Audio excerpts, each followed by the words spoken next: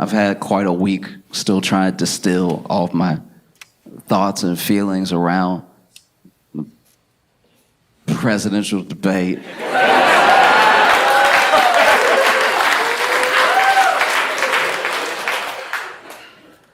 Okay. I live in New York, and in New York there are a lot of parks, and in some of those parks you'll see, it's like an iconic thing about New York, that there'll be somebody playing chess in the park, right? And sometimes they're just two old men playing chess or checkers. Sometimes it's somebody that's like, hey, I'll play anybody, I'm practicing for a tournament. And a lot of times it's somebody who's playing chess, but they're playing for like money. Like, you put 5 down, I bet you can't beat me, and I'll put 5 down, and we'll see. And then, you know, speed chess as well. They got the clock next to them, bow, bow, bow, right? And I've played before, and I'm not good at chess. And it's crazy how fast you can lose. Sometimes I'll be playing chess in the park, and he'll be like, checkmate, but it sounds like there's no way. Then I'll grab, I have a chess book, and I'll look at the board and look at the book. Like, damn, okay. That wasn't that many moves. I don't know what else I was supposed to do. You know? And I don't know, I feel like watching the election and watching the debate felt a lot like that. It felt like bad chess moves.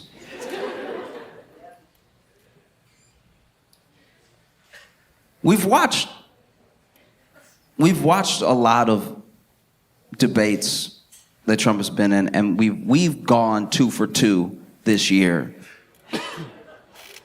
with having remarkably historic debates, both of which were like, whew. You know what I mean? Like, you get done and you're like, whew.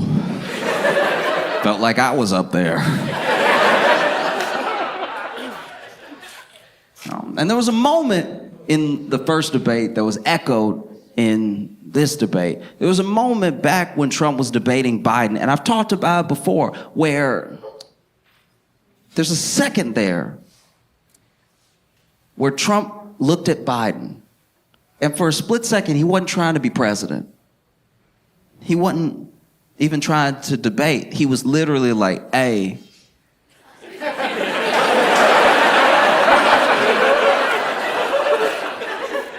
he good? Like, no, y'all, stop.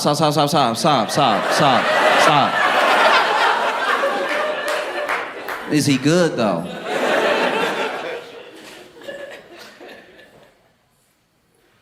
It was a different tactic than we've ever seen before from Kamala debating Trump, because she debated him the way that I think a lot of us might debate him. You know? I'm not gonna speak for anybody in here, anybody listening to me. I don't know if you're like a political analyst. I don't know how involved you are with politics, but she debated him the way that I think we debate him sometimes in our heads, which is to be like, what did you just...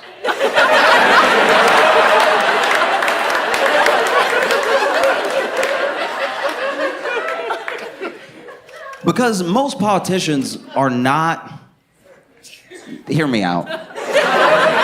Most politicians don't behave like people.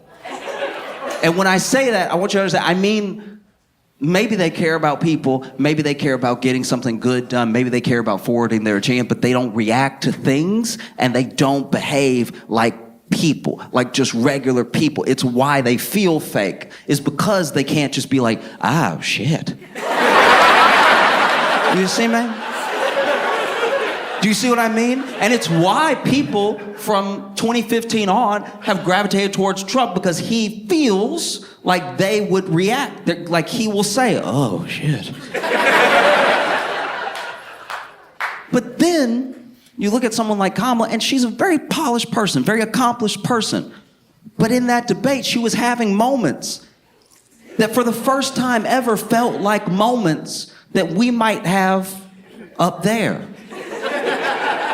Does that make sense? Like when Trump would debate other Republicans leading up to the nomination, or when Trump would debate Hillary or Biden, there was a sense of like, wait, are you not going to say anything about the thing that he just said just now?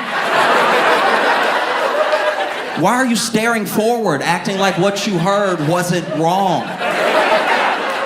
Why are you like looking to the moderators to fact check? There's nothing more exhausting than when someone who could be a good player is looking at the ref to be like, help.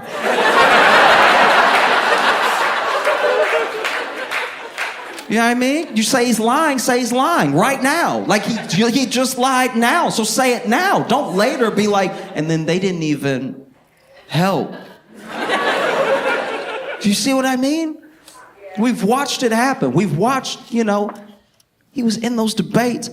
Republicans did not know what to do with this man. He was over there telling Ted Cruz to his face, your wife is ugly.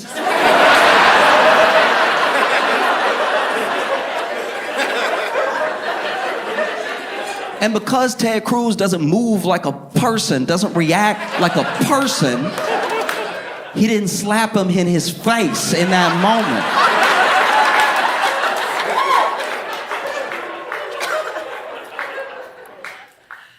No, Trump has shown that the American people were ready and willing for someone unorthodox. You know how much he would have surged in the polls if he had walked over from his podium and was like, what? And then slapped Trump in his face. I know at least his wife would have liked it.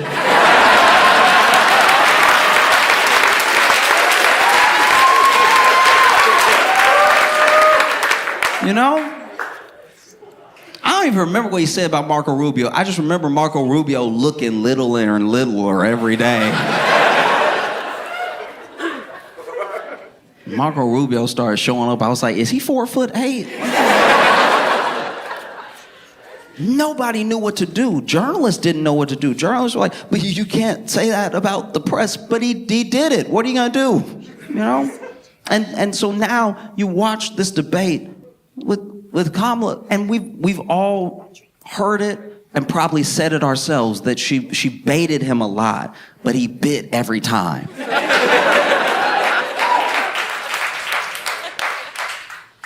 And this is my thing with that, is that decorum aside, don't you want someone representing you that could maybe let something slide?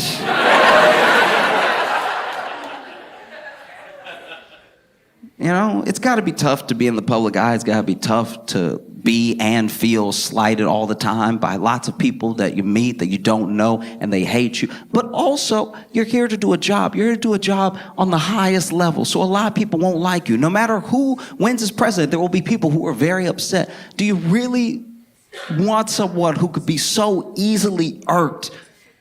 Kamala said, nobody.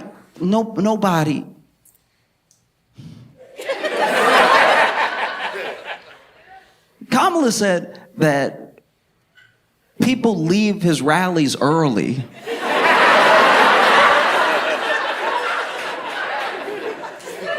out of boredom and maybe confusion. I don't remember the other thing she said, but she said people were leaving early. And this is what's so interesting about that. We can talk about how much it's warranted or how much of it he egged on or whatever, but there has not been in a very long time a political figure that is as hated as Trump by a lot of people. So a lot of people have said every type of thing about him. A lot of people have drawn him. Do you know how much you gotta hate somebody to draw them? A lot of people... Drawings take time. It's one thing to curse somebody out real quick. It's a totally different thing to...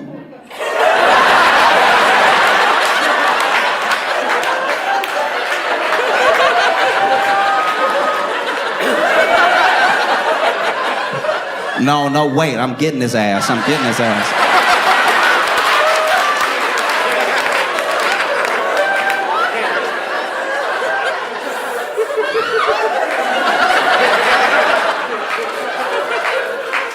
I'm gonna take break, but when I get back, he about to get it, all right?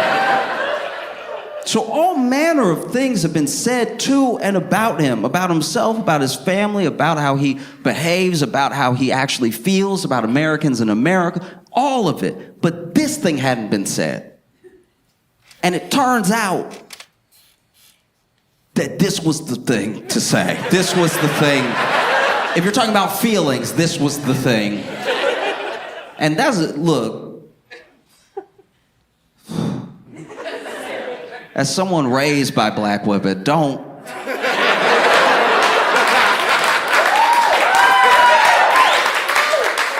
Black women know how to hurt feelings.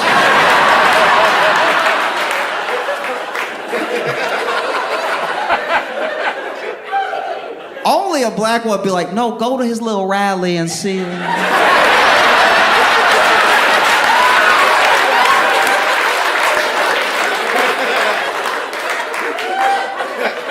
That's how confident she was in what she was saying, that she told us to go.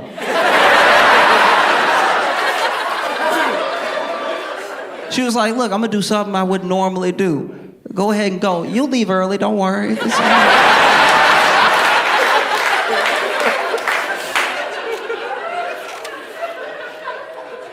That was the thing. That was the thing. And you could see it happen. You could see it, on his face, you could see it happen. This dude who has held the highest office has been called a traitor. He's been called a Russian asset. He's been called all manner of things, but this was the thing. And it's because deep down at his core, even his supporters will admit that deep down at the base of who he is, Trump is an entertainer.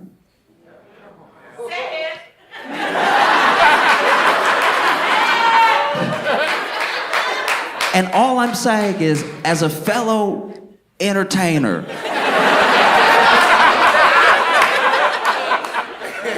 if someone had said, Josh, people leave your shows early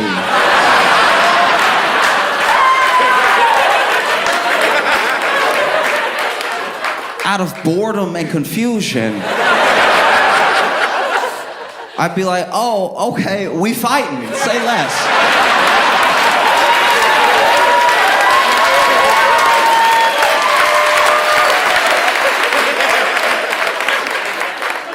This was the thing. That was the thing that like broke through this weird armor, because I've noticed that Trump specifically has a thing that has always kind of existed in politics, but has never existed to this degree, right? Where Trump has a filter created by his base, by the people who like him, love him, and everything, that he can say whatever he wants, but they will distill it for him for the rest of us. He'll say whatever, and then they will be like, what he meant was.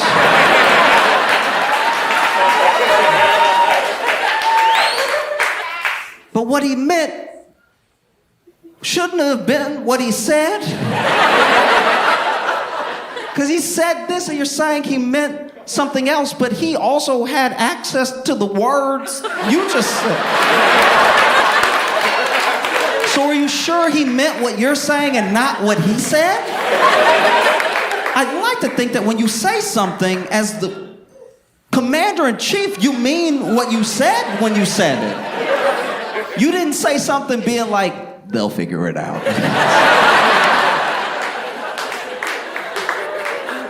And because he has that filter, because that sort of buffer exists between him and like sound arguments and logic. I don't even mean that as like a diss. I literally mean he could say something and then it could spin out past something that he meant for real, right? Because as an example, that That's like Trump's vaccine. I know we forget that, and I've talked about it before, but that's like, as far as presidents go, as far as you getting credit for the things you do while you're president, that's Trump's vaccine.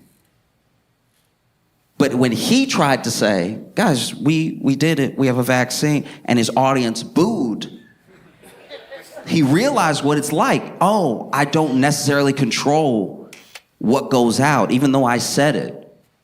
I said you should get vaccinated, and then they booed me. So clearly, it's not like a one-to-one. What I say is not, it won't be exactly what they do. So now I'm also trying to figure out how to like keep them on my side, but win them over, but lead them. I think in that moment you saw him get really worried and confused, and he immediately backtracked. He was like, or don't.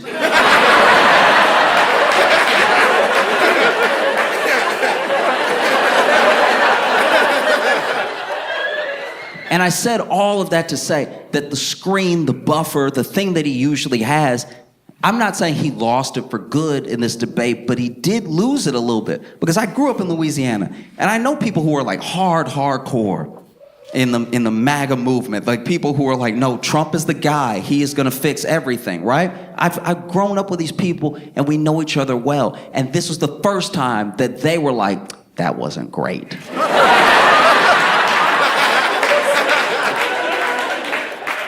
Because even in debates against Hillary, they were like, no, okay, he said the thing, and I know it's a good soundbite for you liberals, but like, this is what he meant. And the thing that they're saying he meant, which is what they heard, which is what they decided to hear, is a reasonable thing when they start saying it from their mouth. So now I'm like, oh, okay, if that's what you think, that's what he said, then I can see why you're still like really gung-ho while I'm more put off by what he said, you know? But this was the first time that there was almost like a shared language. There was like a shared reality around like, what's happening to him right now? And he started to spiral, and he said, hey, look, they asked him a question. I can't remember if it was about immigration or the economy, but they asked him a question that should have been a layup for him. And he was still like, can I address the rallies? For a second. Which, as a fellow entertainer, I understand.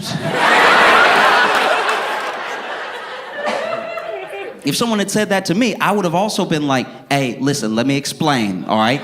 It was a Friday late show. They were tired, okay? You can't put that on me. And he said, can I address the rallies real quick? Because people don't go to her rallies, all right? They don't go to her rallies at all. The people that go to her rallies, she gotta bust them in, and then they don't even have fun while they're there. She doesn't have any snacks. Now I'm paraphrasing, but like.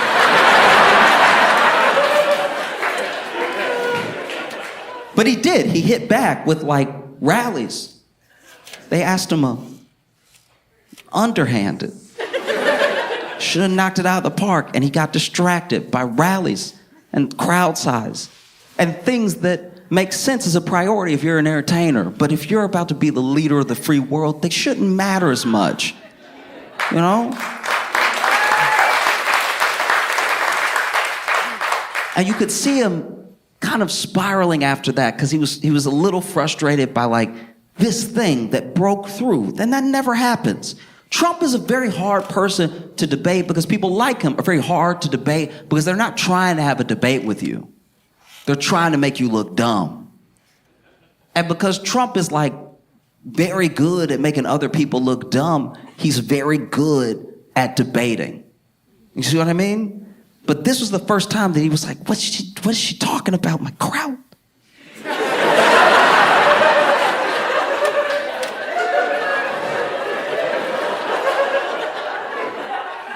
And so, you know, he had a bit of a spiral, and before you know it, he was like, look, they're eating the dogs.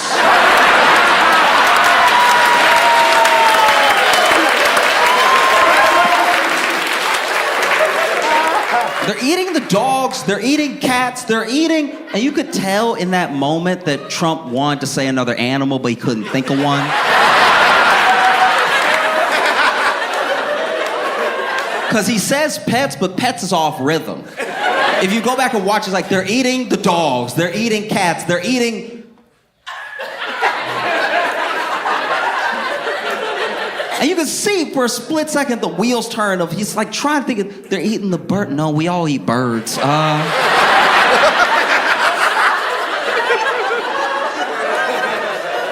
They're eating the pets. You know?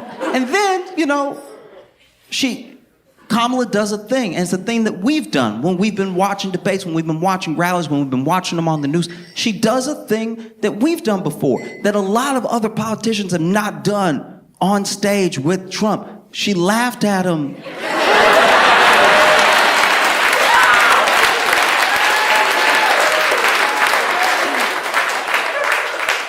And I think there's context to that laugh, because I'm not trying to get too, like, I don't know, like too much of a deep dive into it, but like there's context with that laugh, because she's not laughing at him, she's laughing at what he said.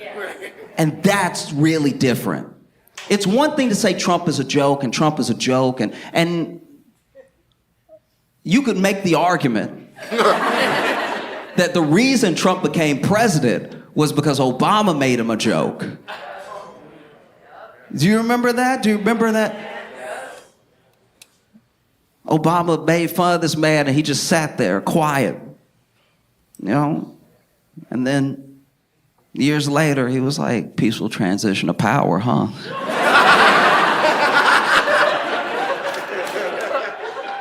There's a big difference between laughing at Trump and laughing at what he said. You can think that Trump is a joke all you want, but he laughed his way to the presidency. But then when you laugh at what he says, when you take the power out of what he's saying, that's a very different thing. You know? She laughed at what he said for a second. And then there was a second, it was very slight, but there was a second where she was still smiling, but she wasn't laughing. And then there was a second where she wasn't smiling and she wasn't laughing, and it was reminiscent of like, yo.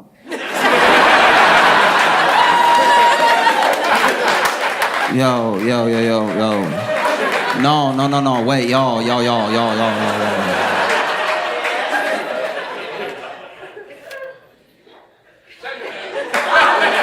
know? And that's my thing, is that I'm like, I look at that, I'm like, wow, that's different, you know?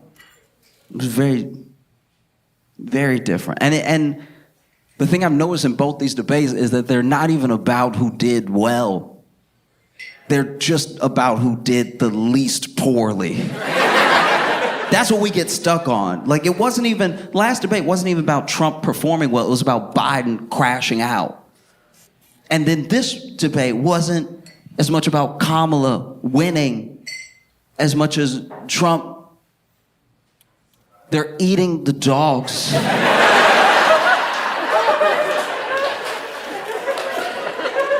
They're eating the cat, they're eating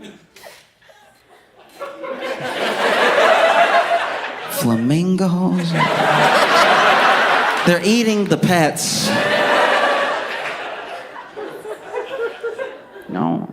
And it was the first time in all the times that he's debated that Trump looked 78. Because he's 78. And he's got a lot of energy, so we let a lot of those years slide. We don't feel like he's 78. You know what I mean? Like I've known grandpas like Trump. I've known grandpas that were like, oh, he's got so much energy and he's so spry. And he's eating a lot of fast food. But he's 78. You know what I mean? But I guess this is one of my main things about it, is that like it was the first time I saw him look out of his element on like a really important moment, you know? And I don't want people to think that this is like, that's it. That's all that needed. Not at all. It's harrowing how little it actually moved the needle. Almost everyone feels the way they felt before. even after we saw what we saw. And we agree that it didn't go well for one person. But we're still like, nah, I'm still gonna go the way I was gonna go. That's interesting, you know, that after all of this, they're like tied. Wow, they're tied. In lots of places, they're tied. It's not even like it's working out to be a tie because all this place and all this. No, in a lot of places, they watched that and they were like, I don't know. That's pretty wild, you know? The first time he really looked 78, because it was the first time he said something that like a grandpa would say right before you put him in a home. You know what I mean?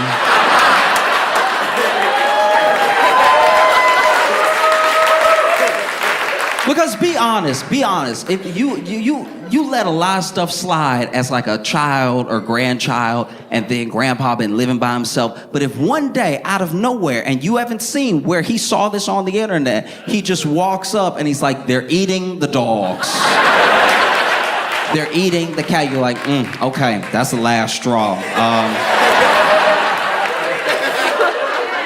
I let you put the remote in the mailbox several times.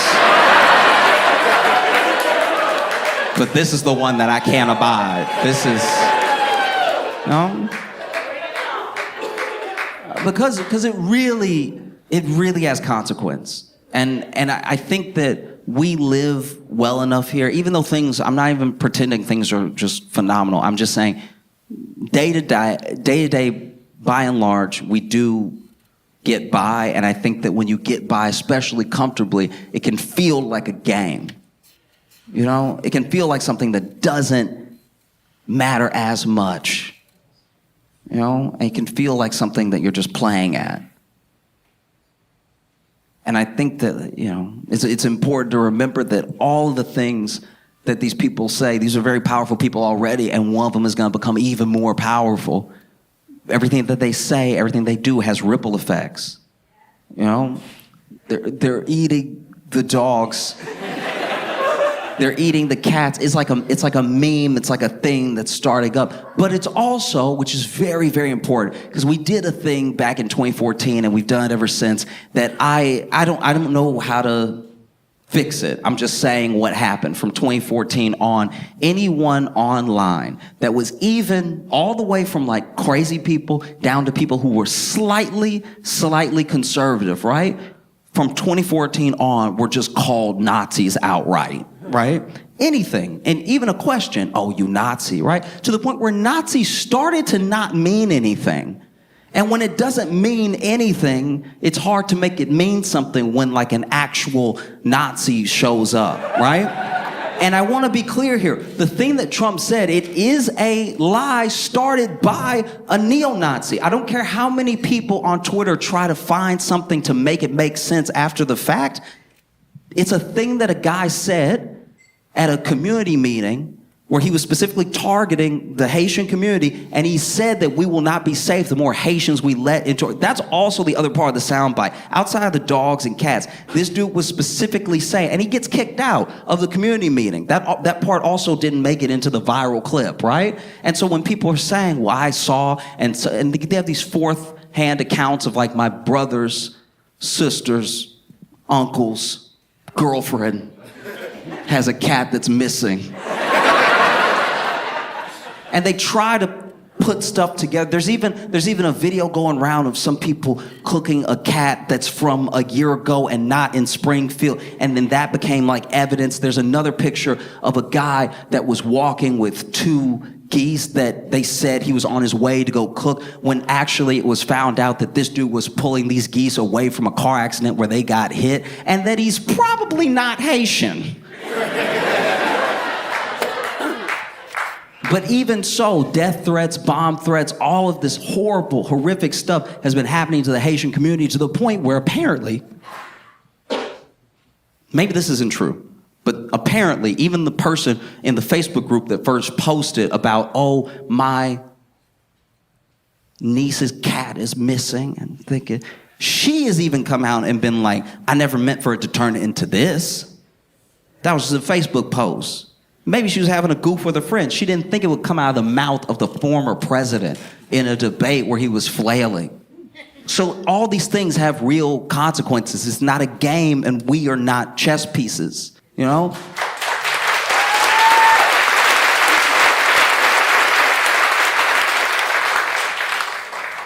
And even after the debate, you know, it almost like hijacked the whole narrative of Trump losing the debate and Kamala winning it. Now it became about this weird thing with hate. And it's also already, in that little bit of time since the debate, switched into Africans, because now they were just like, oh, wait, we got it wrong. It's not Haitians, it's Africans that are eating the dogs and cats. And so now it's already shifted just to try to find some truth out of a thing that was a lie, right? And you have J.D. Vance afterwards who, you know, pretty much probably fed that to Trump. And he's sitting there talking to Collins in an interview, talking about, okay, whether we find out that this is somewhat true or only a little bit true, was not willing to call it a lie, right? He says that, you know, we don't have evidence. This is me paraphrasing just for the sake of brevity, but basically we don't have evidence that there's no evidence. And the thing that is like so brain broken about that logic is that it creates a tidal wave of insanity until you can finally make something that you want to be true, right? Because it could ruin anybody's life. For instance, when you look at J.D. Vance, there is no evidence that there's no evidence that he didn't bang a couch. Do you see?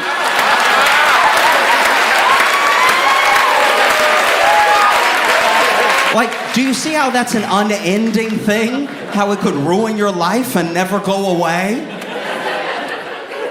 How you can't even sit anymore? Because people see you next to a love seat and wonder? Do you see how insane that is? A lie that we know is a lie? But we'll work our way to figure out how we can make it true, you know? So just please, I mean, look, we watched the debate, and it was everything from a little bit boring at times to thrilling. We shouldn't even be debating like this anymore, to be honest with you. We've ruined the debate. The debate is too much like a chess game now, where it's like 90 seconds, make your move, make your move. That's not how you solve problems. When you go back before debates were televised, the people that showed up were willing to be there for hours. And the candidates had a long time to lay out their position. So there actually wasn't as much of a chance to fully dodge questions, because they were like, what are you going to do about immigration? And you have until you figure it out.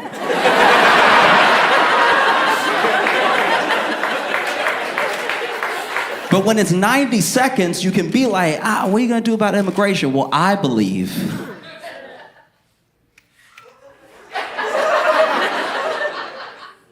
is time up yet? No. They used to take forever, because that's as long as it takes to figure out a problem. And it's as long as it takes to figure out what someone's real piece on something is, you know? If you could figure out big problems in 90 seconds, we probably wouldn't have any, you know? So just watching this thing of like, it feels crazy. It makes me feel crazy, because I'm like, yeah, that's not gonna work. They're not gonna make us feel like they have a plan in 90 seconds, you know? And there's too much of an opportunity to get derailed, you know? There was one point where it felt like maybe the only time in the debate where Kamala seemed a little angry. There was only one point, and I don't even remember exactly what led up to it, but she basically was talking about how Trump, which I forgot this happened, because when you live in like a 24-hour, 36-hour news cycle, everything is just sort of going, and there's no time to latch on to anything that matters, and there's no time for like real nuance of an issue. You're just going and going and going. But he did invite the Taliban to Camp David. And I remember when that happened being like, aren't they not supposed to be?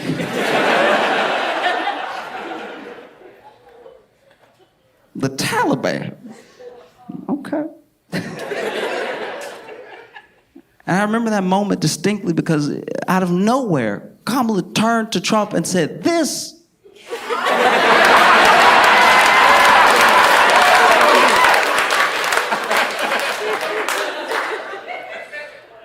And you can tell she's trying to find a word that won't get bleeped.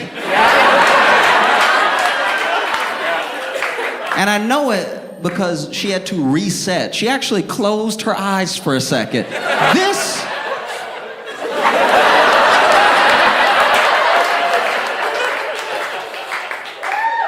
Once again, as someone who was raised by black women,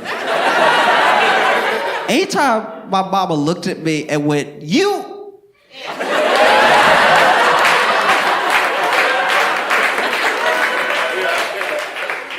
In her mind, she killed me.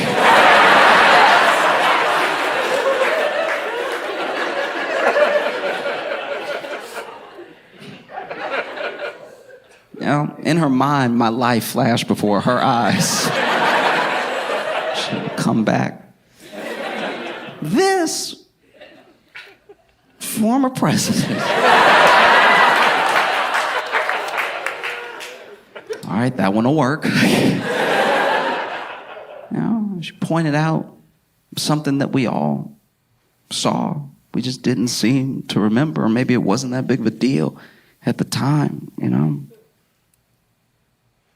It's important to remember that we're not like just playing teams. It feels very much like teams, which I think is why so many people are like dug in, and no matter what happens, they're like, I'm not switching teams. But this is not a game, and we're not chess pieces.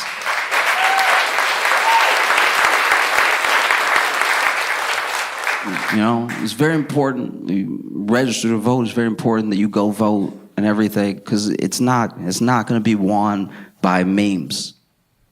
You know, you can't like internet your way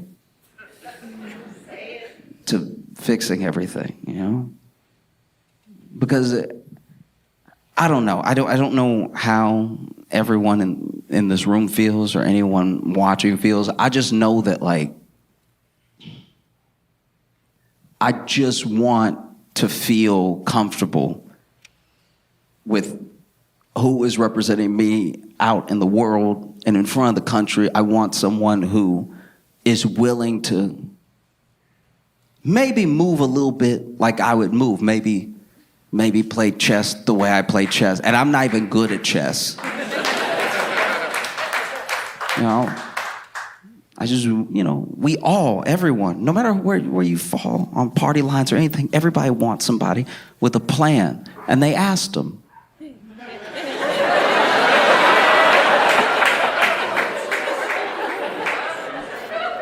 They asked him, it's you want to repeal and replace Obamacare, and you say that you have a plan. We're asking right now, what is your plan and how would you enact it?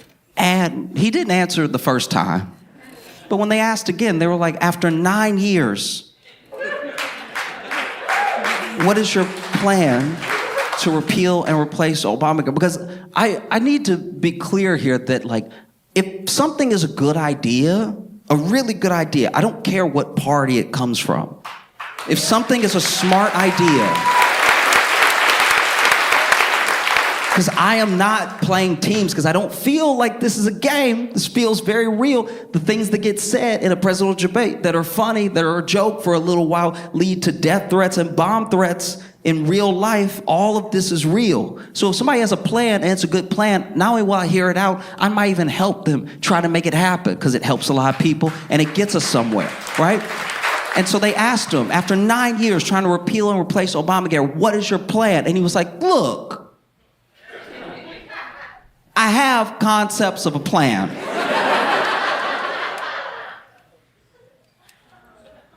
I'm starting to feel like if he had repealed and replaced Obamacare back when he was president, not only would we not have health care, but I'm pretty sure our doctors would shoot us.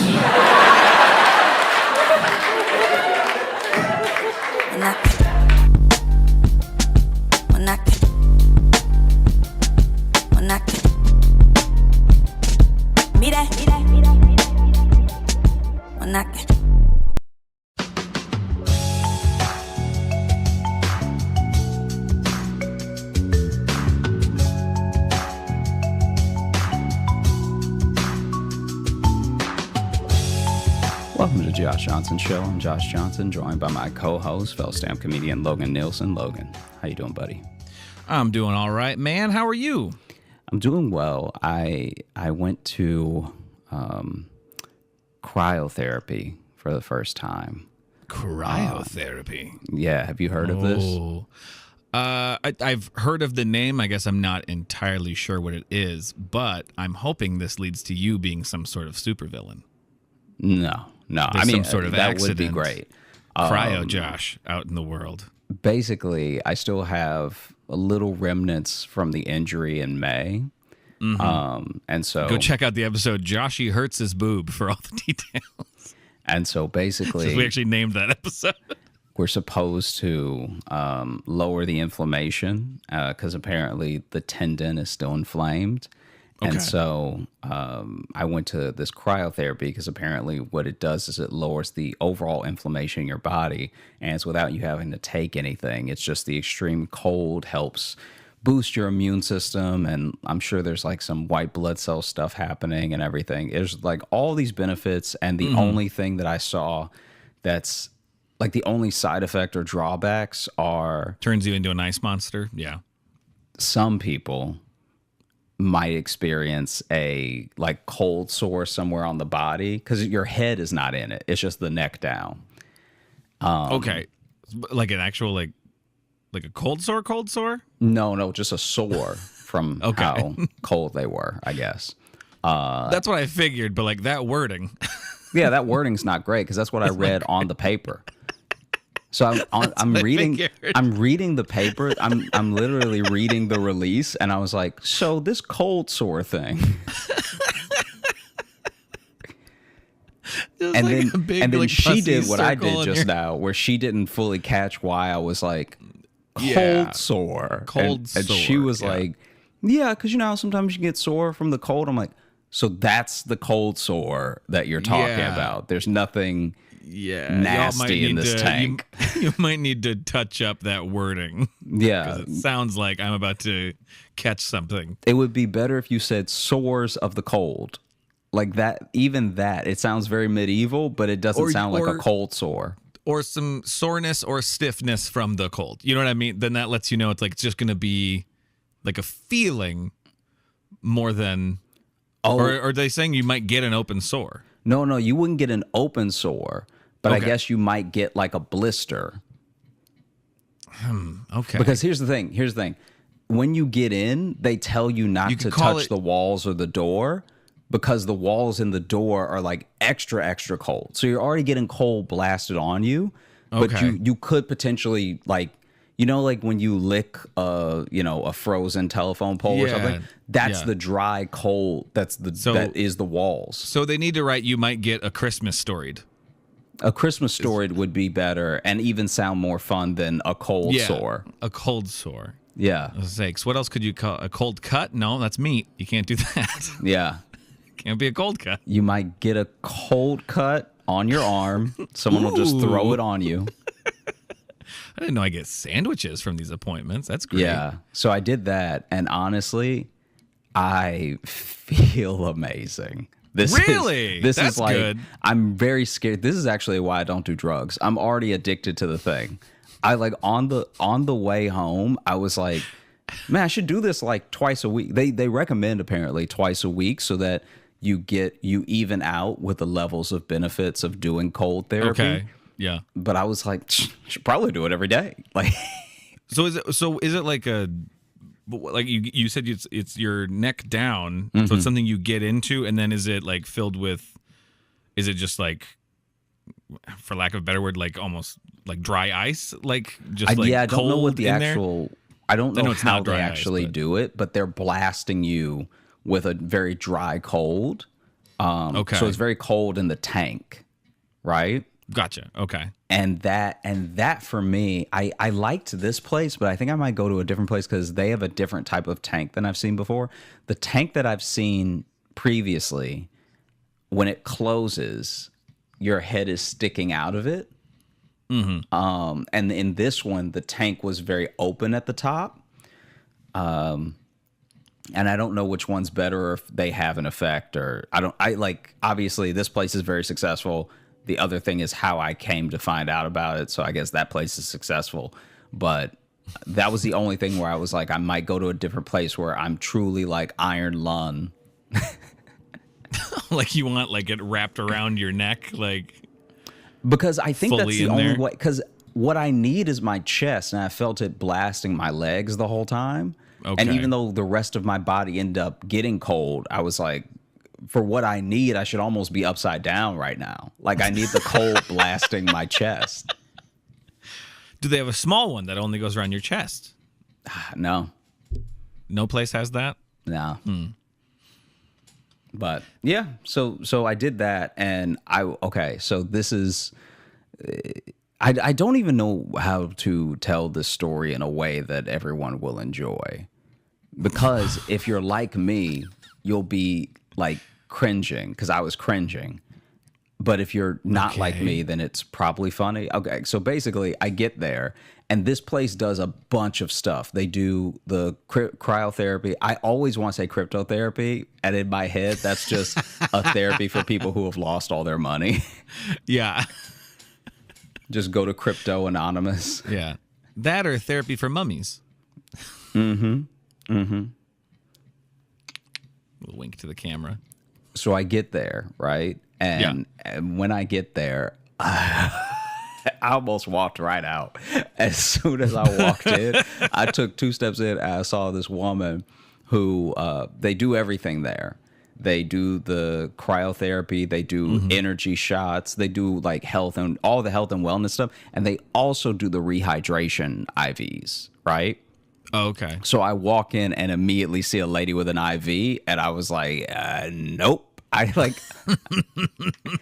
know that doesn't even have anything to do with, the cryotherapy I'm about to do, but in my head I was like, I can't. This is wild. So Right. I steel myself, and I just close my eyes and walk to the front desk, and I'm like, hey, I called ahead. You might have an appointment for me on file. My name is Josh, all that stuff, right? And as she's pulling me up, and she's like, oh, yeah, we do have an appointment for you. We'll be able to start in a couple minutes. We just need you to sign these 2 release forms, right? So then she brings around a little, like they have a laptop that's like on a stand with wheels that they just go from person to person, and you fill out the release. Right. And as she's talking to me, the lady with the IV walks up to the desk and starts talking to her, like not fully interrupting us, but kind of like interrupting. Right. And I was also like, and obviously, if you have an IV in your arm and you have an emergency, please interrupt me. Like this is Yeah. But when she walked up, I just saw it again, and I was like, Wait, just seeing an IV bag made you that? No, it wasn't the bag. It was the bag and her arm. It was just like, cause this woman clearly doesn't care about the IV at all. So she's just like living life, Right. like moving arms around like she doesn't have an IV in her. But then I'm like, the entire time. Wow, I didn't know that would affect you that much. Every time I see it, I'm just like, oh.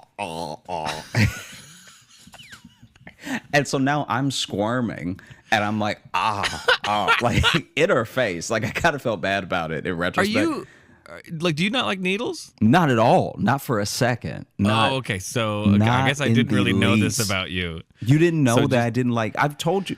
This is why I haven't had a physical done.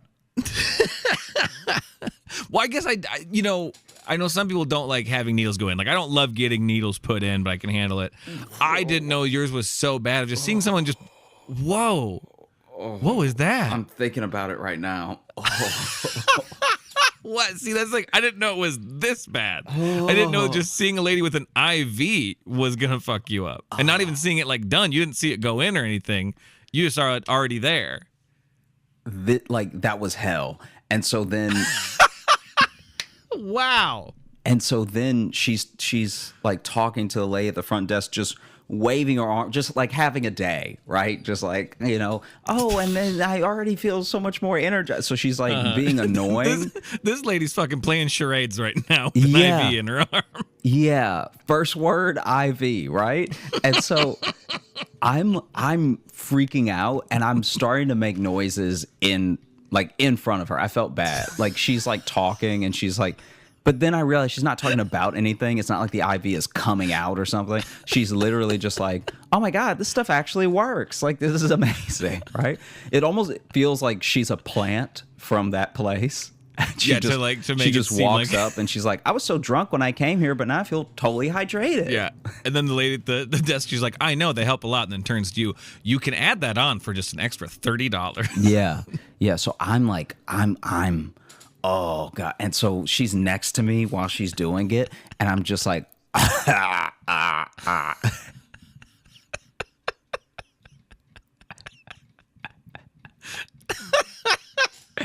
And so then I start making like little noises to myself. They're not that dramatic, but they were like, oh, like that thing, right? And so then the lady at the front desk is like, are you okay? And I was like, yeah, I'm just, you know. And then she's But like, this bitch gotta leave.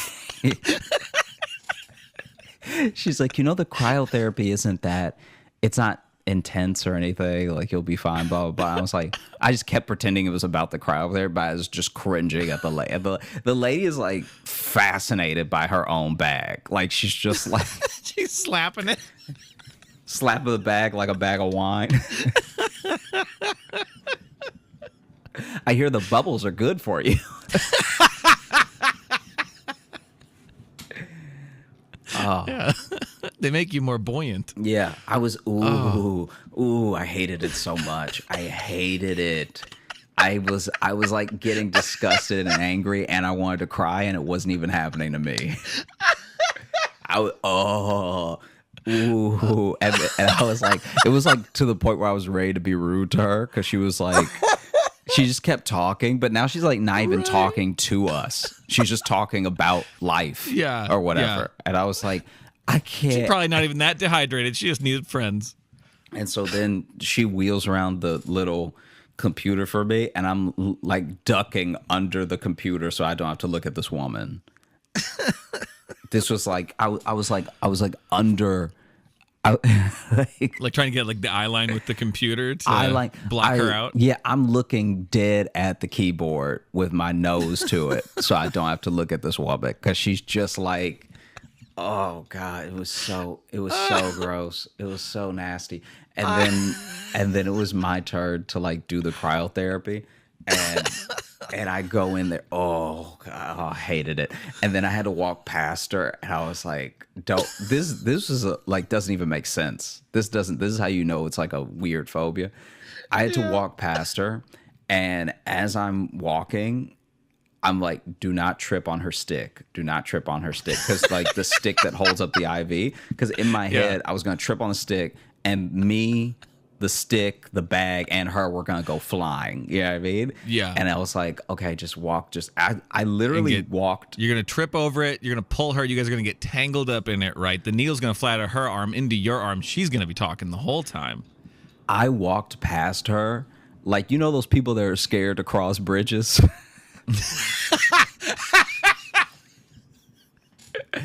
I hate needles so much. I walked past the one with an IV like I was crossing the Golden Gate with a fear of heights. Like I was just like, don't look down, don't look down, don't look down, don't look down. I hated it so much. And then I hated it so much I forgot I was there for cryotherapy. And so You forgot you had something to do? I just felt like I was in purgatory. Like I was like, I don't know how to leave, but I also, and then the worst part is that I've like now wasted this, like if I leave, I've wasted this receptionist time, but I haven't actually paid for anything. And so then she sets me up with some socks and a robe, and you change into the robe and the socks before you get in the tank and everything. Mm-hmm. And then, I walk to the tank in the robe and the socks, and I step inside, and then she closes it, and then she's like, "You can hand me the robe," and so I take the robe off and hand it to her, and like when it started, I was upset. Like when when the cryotherapy started, I was like, I'm truly giving them money to be in Chicago naked right now. That's all that's happening. Like I've paid these people for them to put me in the dead of winter Chicago with no clothes on, you know? Yeah. And even as it's happening, it didn't hurt as much as I thought it would. I thought it was going to be incredibly painful. I really did. I thought it was going to be, but apparently a dry cold and a wet cold. So like an ice bath hurts too much for me to stay in it. Right. Like it genuinely, I'll be in it for a little bit, and it's, to me, cryotherapy is just a little cheat code where first of all, you can't be in there more than 3 minutes.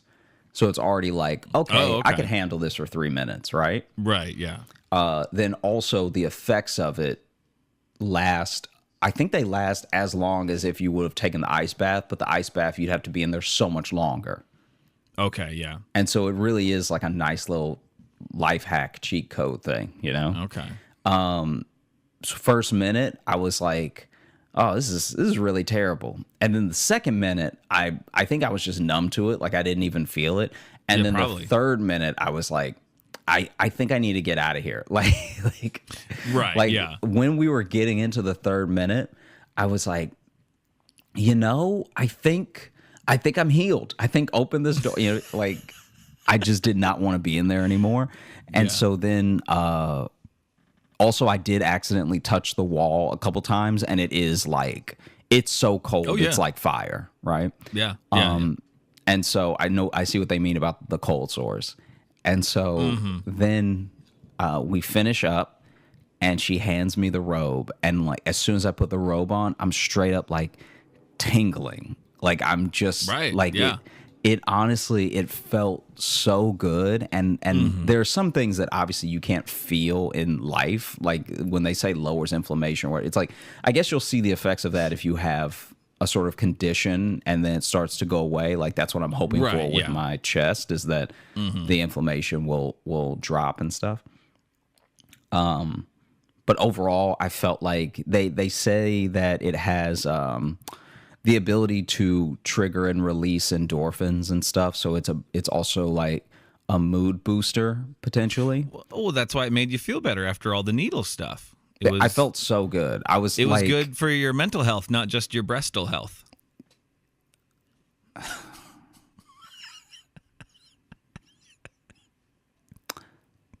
And then I felt great all day until just now. But no, I felt really good. And then I'm definitely gonna, I think I'm gonna incorporate it, like if I can post workout, and if not, just randomly. But that was such a nice thing, because it's also pretty cheap, you know.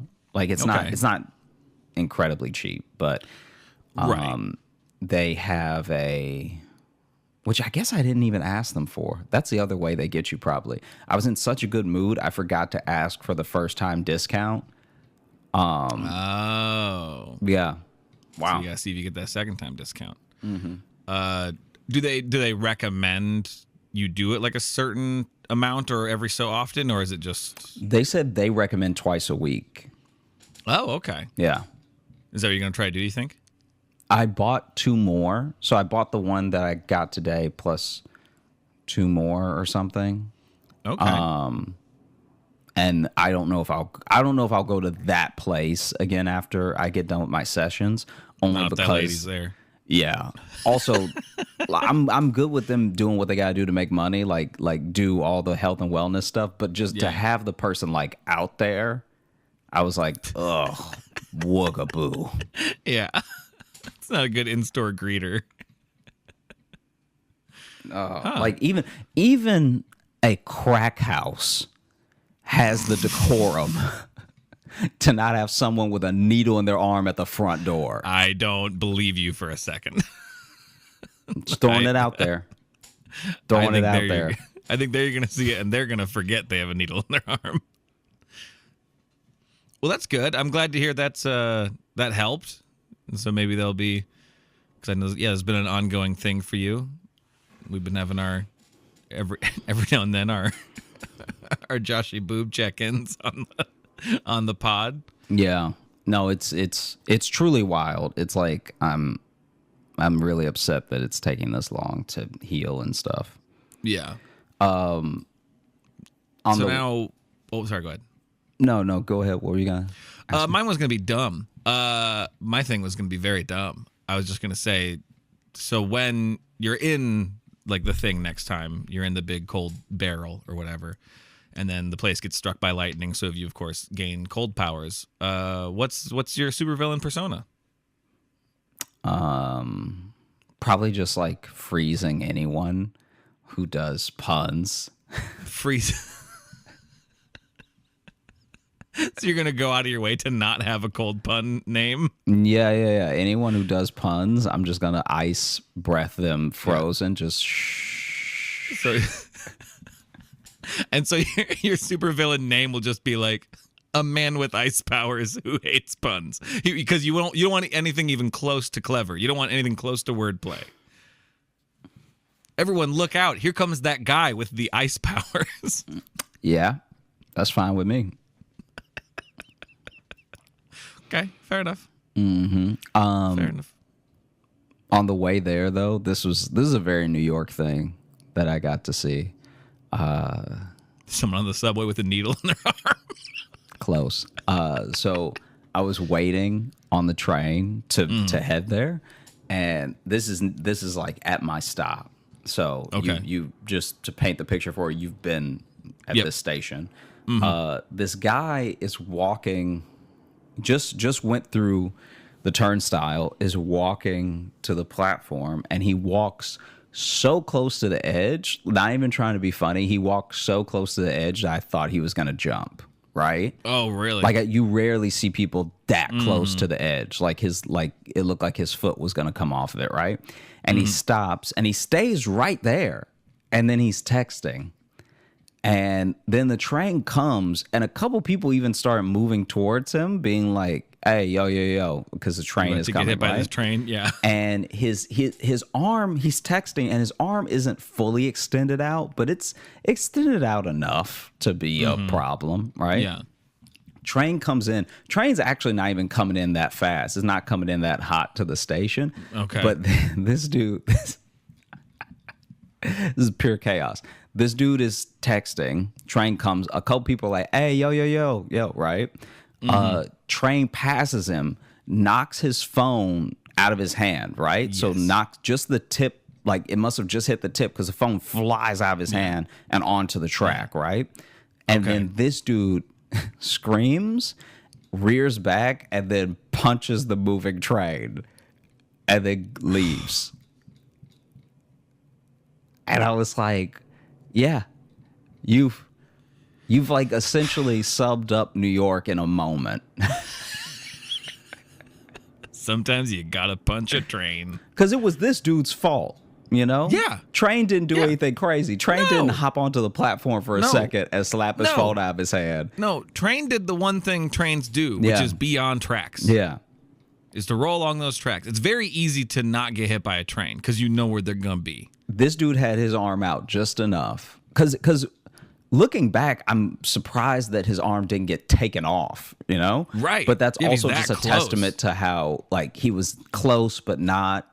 Because he was holding his phone, like, he really was holding his phone at the ends of his fingertips like this. Okay, so like wait, yeah, and then because especially too, if you're already like way like at the end, and then a lot of people when they look at their phones are looking down. He's lucky he didn't get fucking hit in the head. Yeah. And so the way that he's holding his phone is like he's handing the train his phone anyway. Yeah. I mean, this man doesn't deserve a phone, is what it sounds like. So it I flies have out no of his sympathy head. for him. Flies out of this man's head, flies like onto the track. This dude punches the train and then walks back through the turnstile and leaves. Well, like, if he's punching a moving train too, that punch isn't gonna feel good. That's gonna like carry your hand you know what I mean? You Yeah. just hit it for a second, you're gonna Yeah. Especially Almost if you get- punch one of the doors, it's taking you with it. yeah. And then he just left. Yeah. That must have been him just in that moment being like, well, whatever I was doing is over now. I guess we don't need a Sunday. Off to the phone store. I'd like to think he just bought that phone. That'd be great if he like just came from like an Apple store. And that's why he's holding it so far out. He's like, why is there no home button? and then it flies out of his hand down the track. It's even better that the train hit it that way, almost like a like a high school junior knocking it out of a freshman's hand. Just like slap. Get out of here.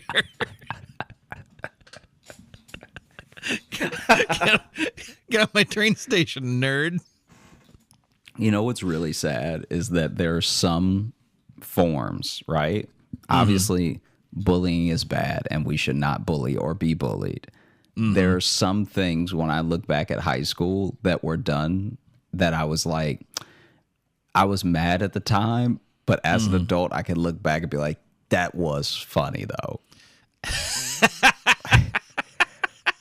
Yeah, I mean, like I remember one time I was talking to my friend and she was walking away, and as she walked away, she slapped the books out of my hand.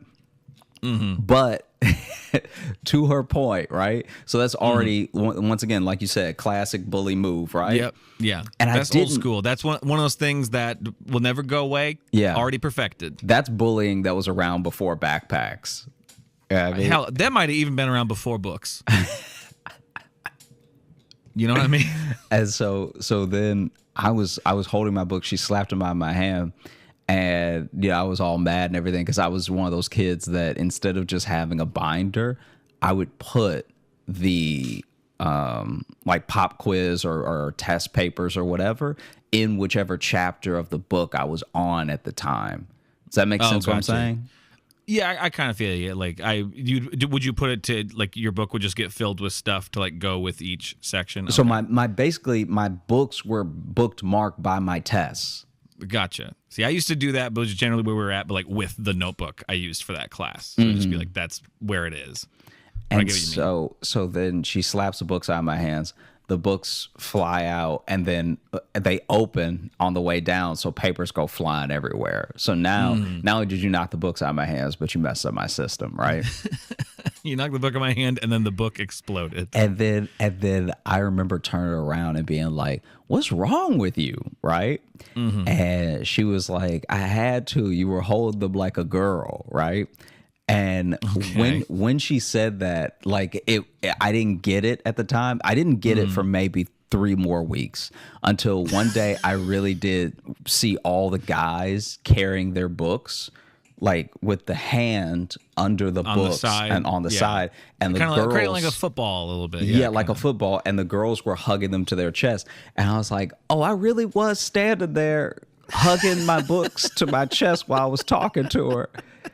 And she was like, you made it too easy. Because if you had been holding them like a football and I slapped it, you might have been able to catch them or whatever. But she was like, they just went through your arms. I just saw an opportunity and I took it. She just hit the top of it. She hit the top of the books and they all flew down. That's pretty good. Yeah. I probably looked like she slapped the books out of Harry Potter's arms because the way that the papers fell and flew was like the books had wings that were coming off. Yeah. No, that's pretty good. I'm disappointed in myself for how enjoyable I find it to just knock something out of someone's hand. It's so stupid. It's so childish. I know it's the worst, but like especially something that you know is not going to break or whatever, and someone is just holding. I'd still do it. I do it to adult friends. If they're holding a notebook, I'll just slap it out of their hand because it's funny. And I know it's dumb. I knock Jess's phone out of her hand all the time when she's just sitting on the couch looking at Facebook, or I'll just slap it. She gets so mad at me, but it will never not be funny to me. One of the most pimp moves, like those things in high school that a kid does that makes them legendary, One time I was hanging out with some kids after school. We went to Sonic, right? Now, do you have Sonic? Not like nearby. There's some in Iowa, but you just know what Sonic is, right? Yeah, I know what Sonic is. I've been to a Sonic. Yeah. So he had got the popcorn chicken from Sonic, okay? And he had a piece of popcorn chicken in his mouth. And we were sitting outside in the little, you know how they don't have that much outdoor space, but at least every Sonic has that 1 or 2 outdoor space seating, like picnic tables. Yeah. Okay. Yeah. So we're sitting on those. And he's so excited. He'd been talking about the popcorn chicken the whole time, and I guess it really was low-key annoying. And so he finally gets the popcorn chicken. He grabs one of the biggest pieces and goes to put in his mouth, and then another kid like through his fingers that are pinched like this around the chicken, right? So through them, the other kid slaps his hand up. So he perfectly launches the chicken between his fingers, right? So he slaps it out of his hand. That kid looks up and is so shocked that there's this much evil in the world, right? Looks up and then just stares at it and then catches it in his mouth. Fucking legend. King mode. Like, I don't even know if you need to get your GED after this. You know what I mean? Like, I think you could just tell people that happened. Yeah. And they'll be like, we need to hire him immediately. The second you said he knocked the chicken out of his hand, that's what my brain, that's how I wanted it to end. Yeah. I'm like, the coolest thing would be is he caught in his mouth. And I was sitting here while you were telling that. I was hoping this the kid whole time this would happen. Looked up and had enough time. This is how hard the other kid hit it. He had enough time. Launched it in the air like a rocket. Yeah, he had enough time to look at him and look hurt. He straight up October skied that chicken up there. He had enough time to look at him, look hurt, look up at the sky, clock it, and then move his head just right to catch it in his mouth. Yeah, that's it. You do that, you get a scholarship to play whatever sport you want. Hey, doesn't matter. You should be playing something. If I slap the popcorn chicken out of somebody's hand and they caught it in their mouth, I'd be like, God is real. All right, like I'm gonna have to change my ways because clearly, yeah. I would just look at them and be like, I work for you now. You beat me.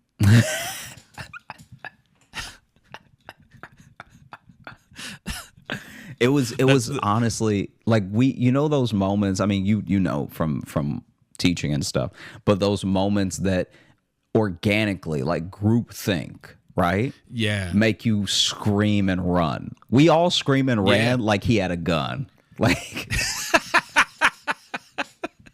But yeah, you get so excited by what you just witnessed, your body can't even contain itself. You have to do something with the energy.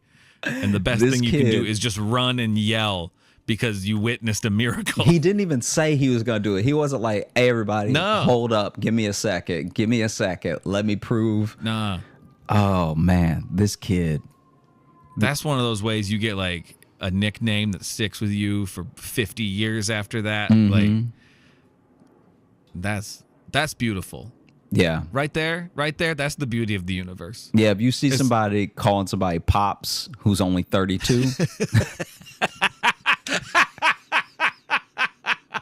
Oh, damn. Being a young kid named Pops, that's actually kind of awesome. And that's the reason? Shit. That's cool as hell. I think even the people who try to act like they're above everything would be like, that is actually pretty cool. You know those people who you tell something and they're like, oh, yeah, I guess. That seems kind of dumb, you know? Even those people, oof. Like, to me, this is not a you had to be there story. This is like, in what world does someone slap something so small perfectly out of your hand, launches it into the sky, and then you have the strength of character and the calm to tilt your head a little bit to the right. Find it. Like that means he has the eyes of a pilot in World War II that didn't have all the like fancy computers to tell him where the other planes were. He had to eyeball it and hope he wasn't just shooting a dark cloud, right? Yeah. He just knows how to bomb that factory he can clock it from the sky. This kid was like, if I move my head enough, if I open my mouth enough, because it was also a big piece as well. Yeah. This wasn't like a little bitty nugget. That's not a you had to be there story. That's a I wish I had been there story. Yeah. Because just hearing about it excites me. If I would have seen it, I would be a different man today. Maybe that's why I really believe anything could happen, because I saw that kid turn his head a little bit and catch that in his mouth. Yeah, you have a little more sense of magic in the world than I do, and it may be because of that moment. Man, That's where you and I split. Is one of us got to see that and one of us didn't. God damn. God, that's cool. Next time we're together, we're gonna try to recreate that, okay? because I'm it gonna slap wasn't. chicken out of your hand and you're gonna try to catch it in your mouth. There's just gonna be chicken all over the floor.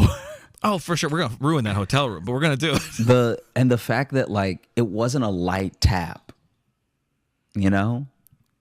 I mean, it's honestly, it sounds like he hit it hard enough to really send it. So it's also really lucky he hit it straight up. That's what I'm saying. Because honestly, Yeah. if you're hitting it Yeah. with that force too, you'd probably just be launching it at a weird angle. You'd think you'd be launching it behind you to say that you started with your hand down and you did To one really- of yeah. these. Yeah. Oh man. That's the other thing that will never be recreated. Not just the clocking it and the catching it, is Yeah. the launch being straight up. Yeah. You'd have to try so hard. Yeah. That's I don't believe in God, but like that would get me close. That would get me close.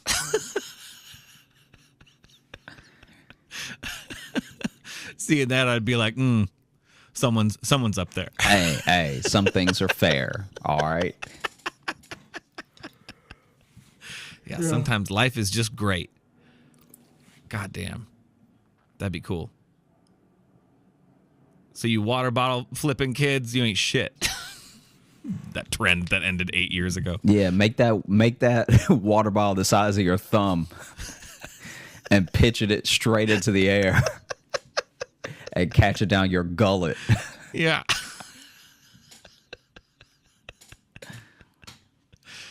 Oh, man. Although there was a real science to the water flipping, because it really did depend on how much you filled up the bottle. Because for sure. I could see, I saw one guy, this was like online, so it's not like I was there, but there was one guy who got the bottle to flip 3 times before it landed perfectly.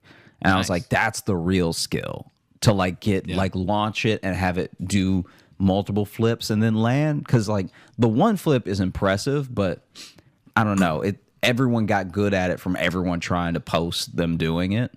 Yeah. But it was fun, though, to have a moment in time where just every teen was quasi-obsessed with physics for just a second. Yeah, that was maybe an one of the interesting last trend. good ones that we got, because the next one was eating Tide Pods. Like that, what a wholesome trend that Yeah, was. The next one that's was true. like, hey, ruin your school. Yeah. Actually break stuff and cause millions of dollars in damage. The next one's Yeah. going to be like, hey, punch your grandma in the face.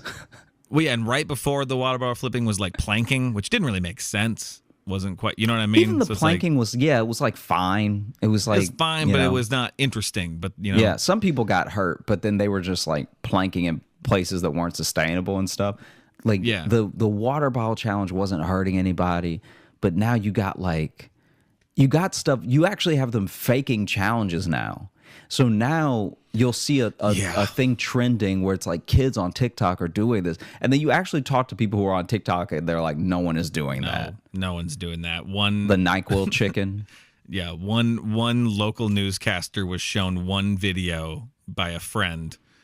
and It had turned 12 into likes, and he was like, we have to warn the people. the new dangerous trend that your teens are getting into. Yeah, it's always that shit.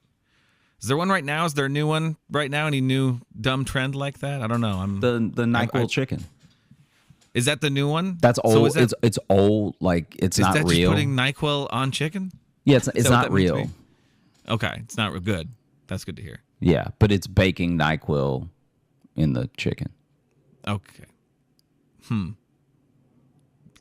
I know you said it's not real, but why?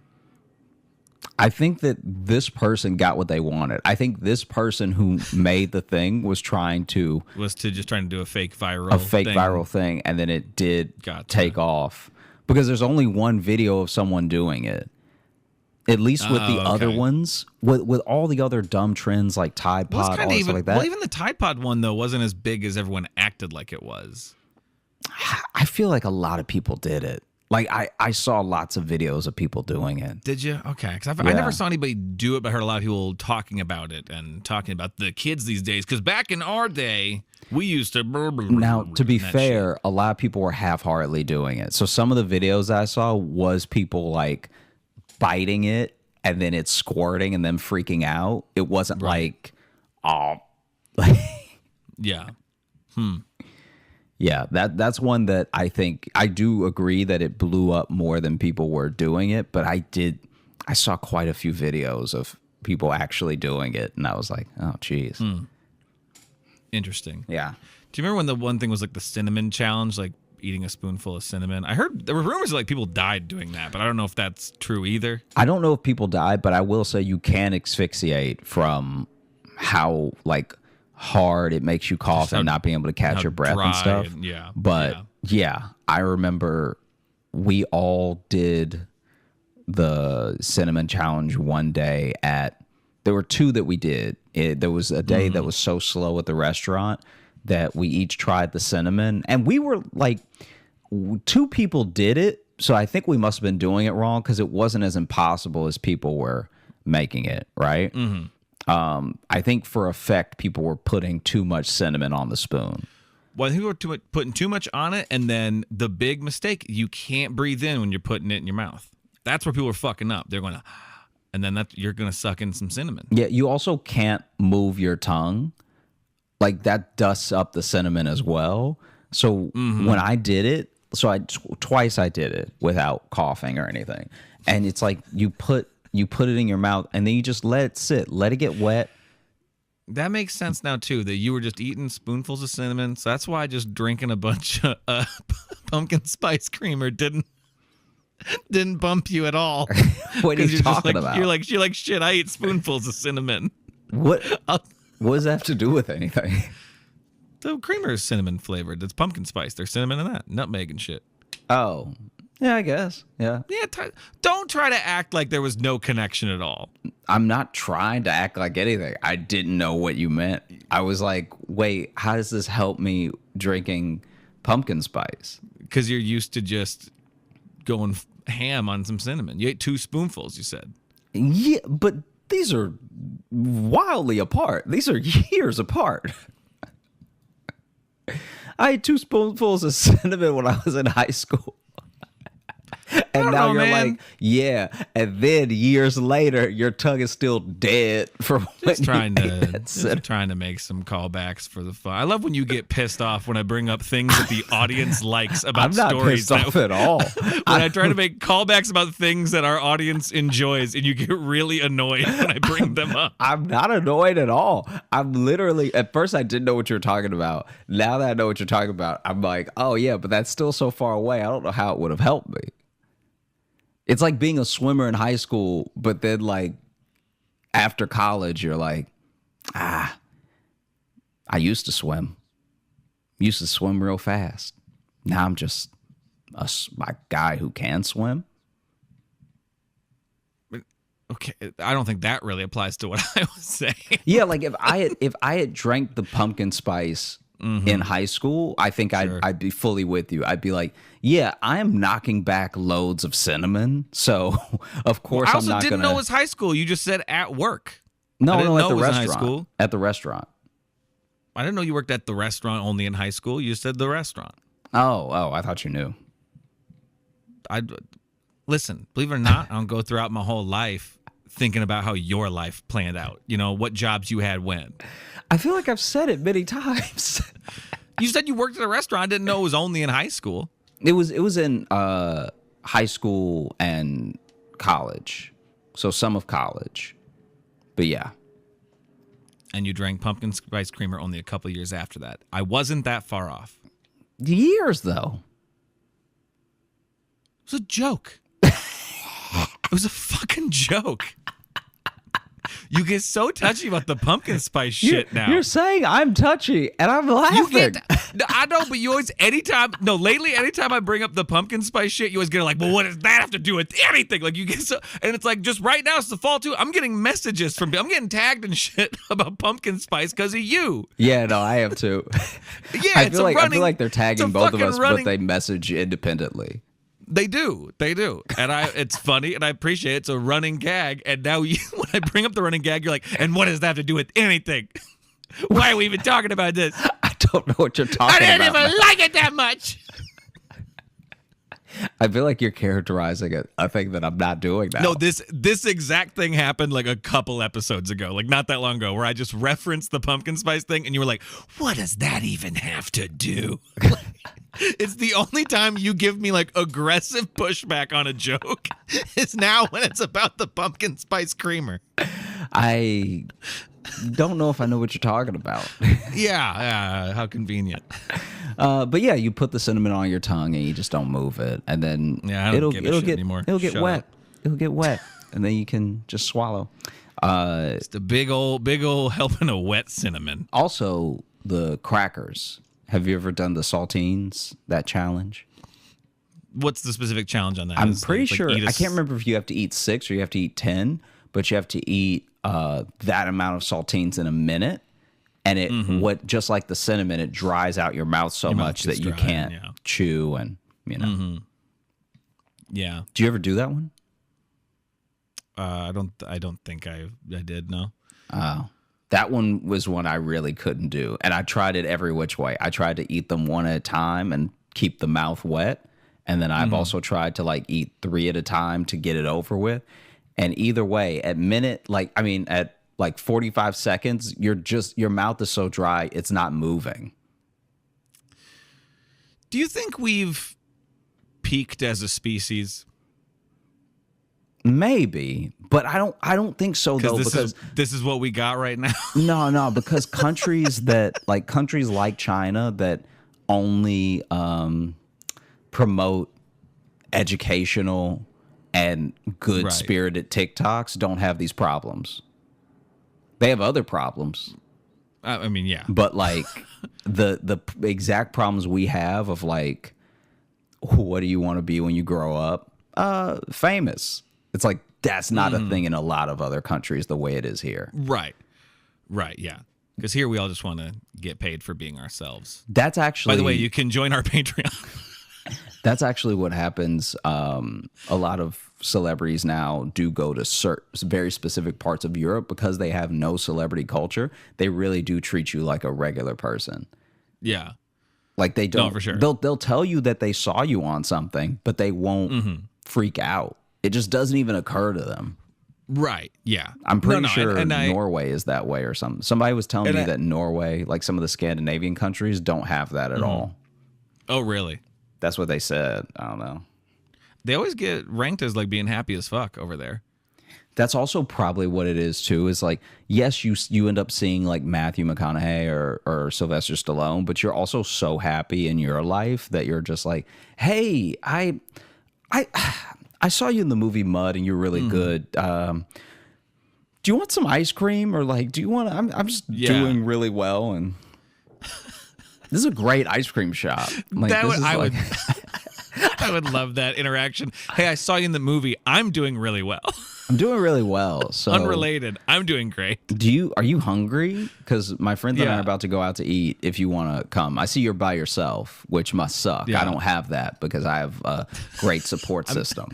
I'm surrounded by love over here. I'm surrounded by family and friends who care about me deeply, and because we all have health care, we don't have any sort of like weird bitterness that we haven't worked out. It's really nice. Do you hungry?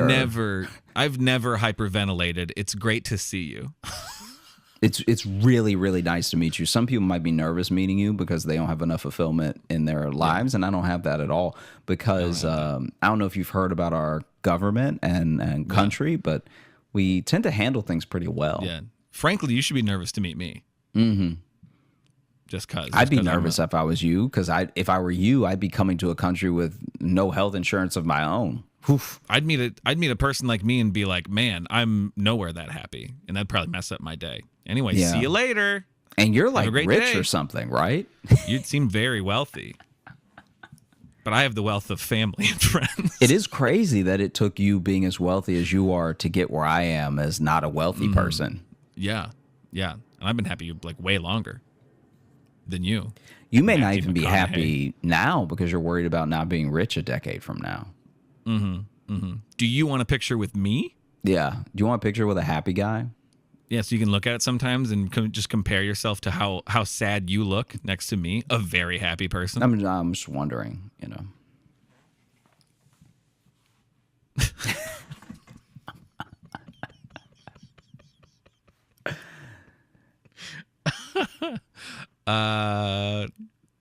Anything else, or do you want to just mailbag it? Yeah. Well, let's open up the mailbag. Let's do a review first. This one, this is a 5-star review on Apple Podcasts. This is from Ballantyne 9K, and the title of it is "Worth Dealing with Apple Podcasts." I hate the Apple Podcast app, and I took the time to reinstall it just for this. Well, thanks. I have gone through the entire catalog in the last few weeks, and it has me laughing like a maniac. Both Logan and Josh have great energy to bring to the show. Each episode is like a wheel of random insanity as we listen to how Josh makes simple choices into harrowing escapes from his own bad choices. It deserves 10 internet points for each time they make each other laugh. I hope to catch them when they do shows in Chicago. Now, what can you spend internet points on? More internet, like maybe faster internet. Oh, see, now that'd be something. No, maybe I'd take the internet is literally so fast that you can't slow it down. Like as soon as you think it happens. As soon as you think what, it happens. As soon as you think about what page you want to go to, you're on it. See, now this I don't like, because now you're making the internet read my mind. Yeah, it almost feels like it's reading your mind because as you're having the thought, it goes to the page. Now I don't want these points. I was excited at first, but now these points sound very stressful. It's no problem. Okay, Josh can have the points. Really rack up those internet points. Mm-hmm. I was just trying to could you spend internet points to create a new trend or challenge? Ooh. Yeah, good question. I feel like that would be, Like, ooh, we better do this guy's challenge. Look how many internet points he has. Mm-hmm. Maybe he'll give us some. Yeah, this guy knows how to get points. Yeah, this so guy let's knows how follow to his trend. Yeah. From this trend, we'll gain. It's like a pyramid scheme I've created out of internet points. I think we already do it with money. Man, this guy's a lot of money. We should probably just do what he says.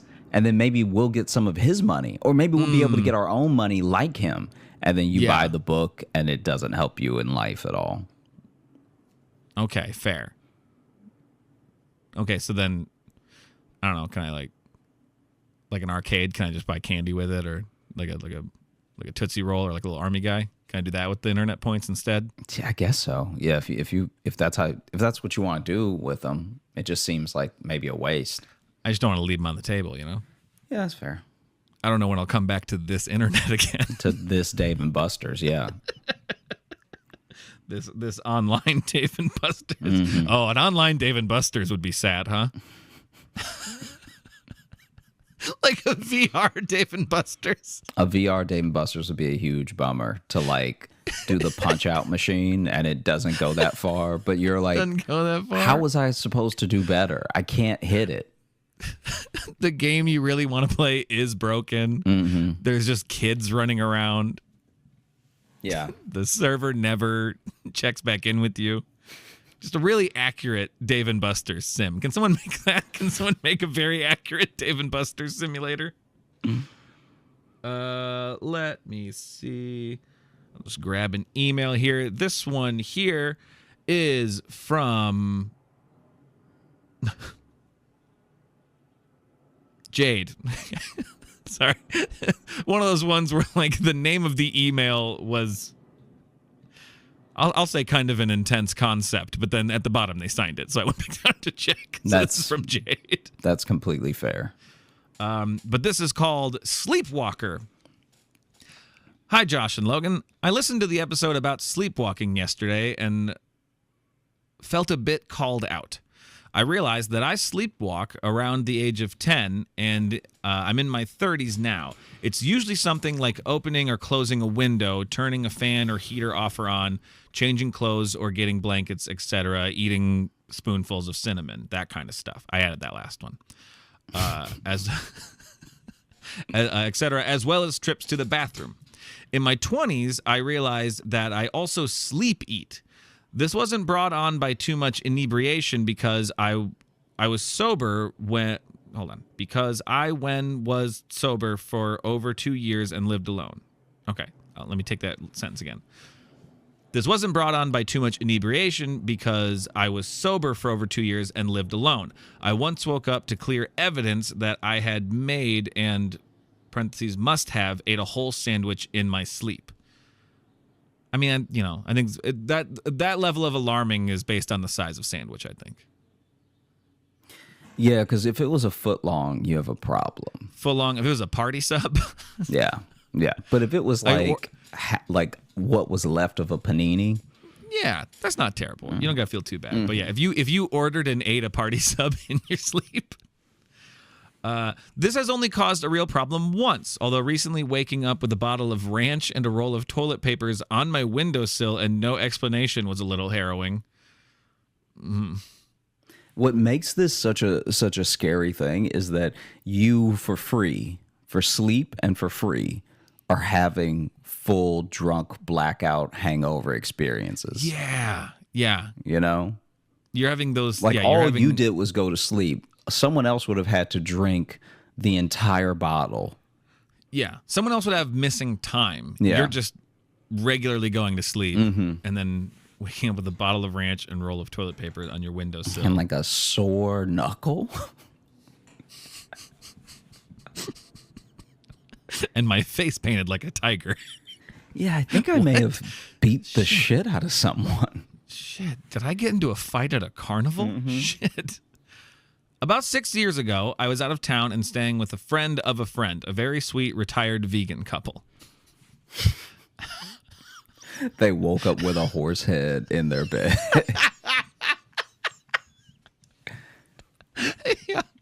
Yeah, I made them a full hog roast.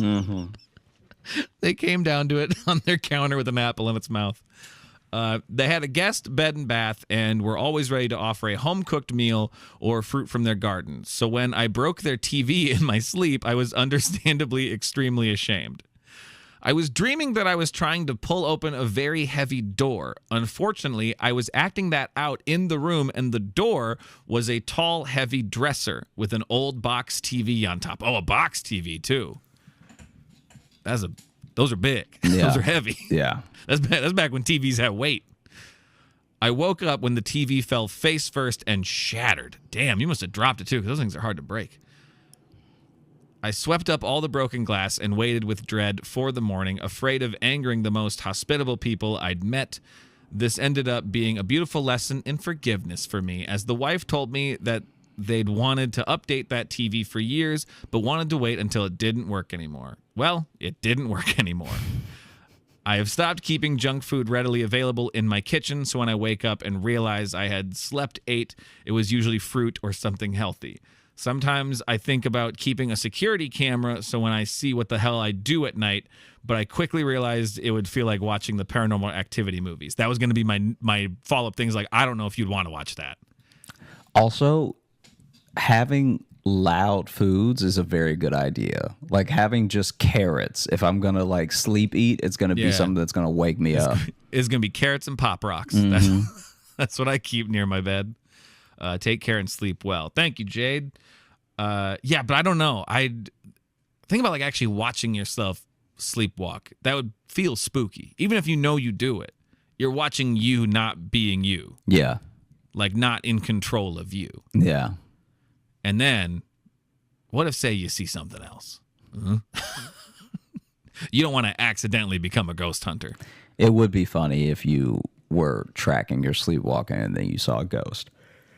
And you're like, oh, shit, there's just demons in this house. Like, I okay. just wanted to see where I kept hiding the butter. So I every time did I eat sleepwalk. that bag of popcorn, but the pentagram was not me.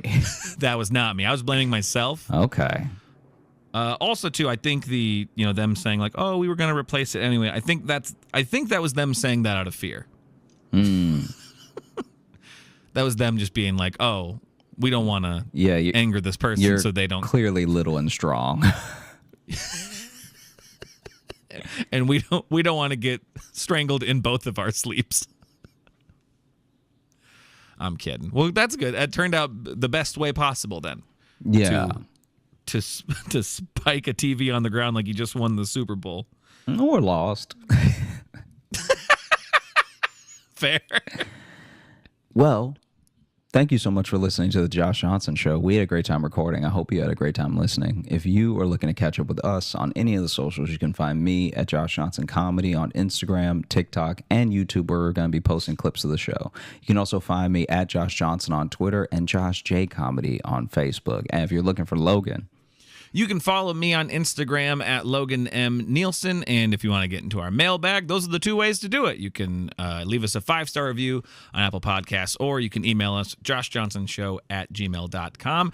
And if you want bonus content and want to contribute to the show, you can join our Patreon, patreon.com/Josh Johnson Show. We have bonus podcasts and video stuff and replays of virtual live shows that we've been doing throughout this year. So head on over there and check it out. All the links and everything are in the episode bio. So everything we've mentioned, right there. it's all happening. It's all happening. It's all happening. It's all clickable.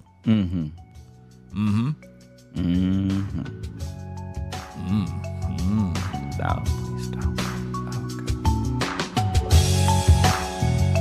Okay. Hey, thanks so much for watching. Please like and subscribe. It really supports the channel. Hit the bell notification, because apparently it's the only way YouTube will tell you that something happened. And just tell a friend. That's the biggest thing you could do. Just tell one person in your life that you like, maybe you don't like, that this video happened to you. We release the podcast every Thursday on all the podcast apps, so you should find us there and subscribe on those and comment and leave reviews and whatever on all of them. And also, if you want bonus stuff, you can join our Patreon, patreon.com/Josh Johnson Show. We have bonus podcasts and videos and stuff there, and we'd love to see you.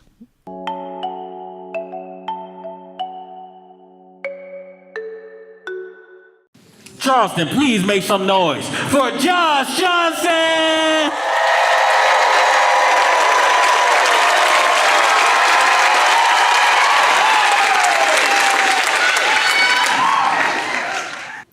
I was talking to one of my friends, and he said that he knew, the first time he knew his neighborhood was broke was when the bank closed. Pretty good indicator. The bank holds that branch's money, and that branch is falling off. And said he went to the bank, and he basically just straight up asked the teller, he's like, "Hey, do you know why this branch is closing?"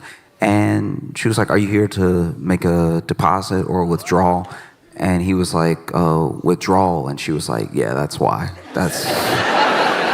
That's it in a nutshell. That's exactly what's happening. You do enough of that, and then there is no bank. We're just kind of a building with a little bit of parking." I don't know. I look back at the ups and downs I've had in my life. I've been broke off and on my entire life, And there's a weird solace sometimes in being broke at the right time. Everyone thinks that the security is in having means and having money, but sometimes not being a part of the circus is its own solace in a weird way. You know that it's bad when you're really shopping at the dollar store. There are things anybody could use at the dollar store. You need a fly swatter, you might as well run up in the dollar store. You know what I mean? You need a dustpan, might as well run up in the dollar store. But if you're really shopping at the dollar store, things are not great. I would go in the dollar store for stuff you shouldn't even be buying from the dollar store. They sell it, but even the cashier look at you like, you sure? I'm talking about where you have to get your meat at the dollar store. I knew I was in a bad situation when I went to a dollar store and was looking at that meat in the fridge, and I was like, Because the meat at the dollar store, they don't go into specifics. You go to Kroger, Walmart, you go to Target, you go to any of these places, and you'll see the brand of the meat, and then you'll see, all of the little no preservatives ever, completely organic, all the stuff. When you go to the dollar store and you buy your meat, it just says the price and it says meat.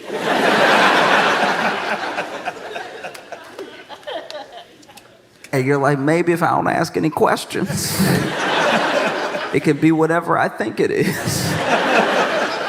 Because then, I also got a lot of stuff at the dollar store, even as a kid, that I look back and I'm like, that probably wasn't the best.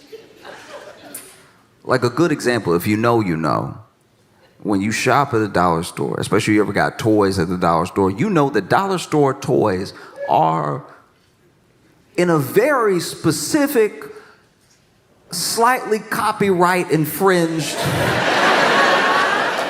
arena of toy.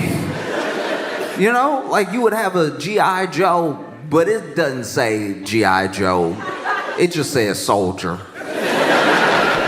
And you buy the soldier, and it even got the setup like a G.I. Joe, like it stands like a G.I. Joe, but the legs a little too short. So some very long arms. I couldn't tell if the arms were long or the legs were short. And it doesn't have like grip action. It says that on the front, grip action. It just has a hole. They didn't make a hand. They made a hole stub. And then this hole stub is what you go ahead and put the little toy gun through. But then they didn't really measure out the gun versus the hand. And so the gun is not in proportion at all. So it looked like this would blow his arm off if he tried to shoot it. But you bring it home and you're playing with it. And you're like, yeah, soldier, get him. And he's like, I'm gonna get him. Oh, I'm gonna get him. They getting it right now. Trust me. Nah, they getting it. Look. Point me over here. No, it was terrible. It was very bad. It was horrible. You would have those dollar store crayons. That's another one. It's a very specific type of drawing as a kid, because those dollar store crayons, they melt in your hand. So you got to be quick with it. You got some imagination. It needs to come out now. You got to put those crayons in the fridge. I remember being around some of these crayon kids being like, your crayon's stale as hell. Man, y'all don't even freshen up your crayons. That's crazy. That's why your pictures stink. You know what I mean? My pictures smell like leftovers.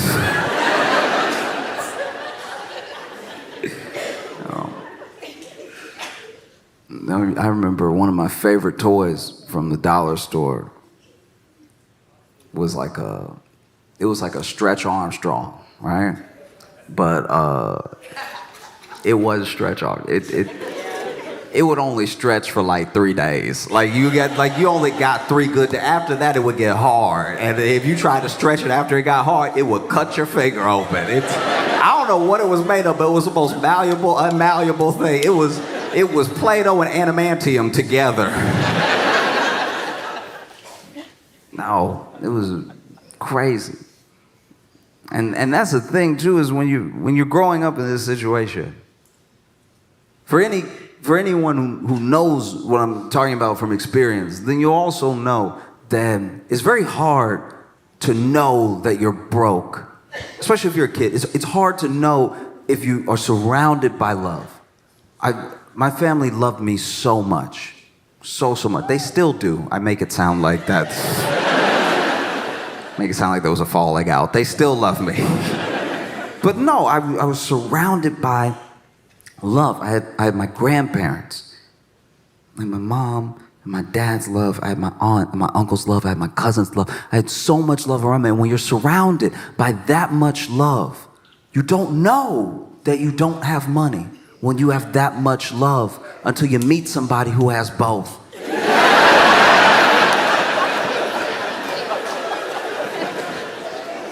That is a curious experience. Like when you're like, oh, you got both parents and a pool? Okay, I think there can be upgrades to life. I see that now. To me, greed is a paradox because you want everything. Even if you have more than enough, even if you have so much that what you have is starting to hurt you in the long run. You see it with the way that hedge funds cannibalize whole companies. It's like, okay, everybody made some short-term profit, but now this thing that people used to love doesn't exist. You know? Like you take like a Southwest. You know, Southwest, people used to love Southwest. Bags fly free. Affordable tickets. You just sit wherever. You don't have to wait for the person. Southwest used to be so fire because then you don't have to wait for the person to get to their seat and you don't have to get up for anybody. Do you know what it's like to just be in your seat on the plane? And everyone's almost here. There's a couple of stragglers. There's almost nobody coming down that aisle anymore. You even settle in. You're like, oh, I may not have a seat next to me. This may be the promised land. You get so comfortable, you're like, man, I might put my other leg over here. Southwest had a brilliant idea. And the bags were flying for free, which makes sense. The bags don't know where they're going. Why should I have to pay for this bag to have an experience too? You know? And then greed, and then private equity, and then hedge funds, and then, you know, shareholder meetings, and then dividends. All the things start to creep in, and it's like, maybe we'll stop doing everything that is why everyone likes us. Maybe we'll just be like the other airlines. They make money, but then you actually look at the people who fly Southwest, and they were like, oh, y'all aren't nice enough to be like them, though. Like, your seat doesn't even go back like that. Why would I pay for everything here that I pay for over there? That's crazy. And so then you see people plummet, because they're making decisions based on money, but not money that they need, just more money that they might be able to get. You know? And there's only there's only so much that a business can grow. I understand a startup's passion, and that passion makes sense because the company just started. But after a while, it's like, do you really need to own everything? If the answer is yes, it's like, and they don't say it to us. They say it to each other. You ever get a hold of a recording of a closed door meeting and the way they talk about their own customers? You know, that's why greed is like a paradox to me. You're so greedy that then you end up cannibalizing your own company, your own efforts, yourself. You end up hurting yourself. American greed is another paradox because as much as we know that the millionaires and billionaires maybe got their money in a way that's a little nasty, we also kind of want to be them a little bit. Everybody wants their piece, but we know how bad it is. You know? There are people who I know who want to be billionaires. They aspire to be billionaires. But if you ask them to name like a good billionaire, it's a hard quiz. But they want to be the billionaire because they're like, no, I will be different.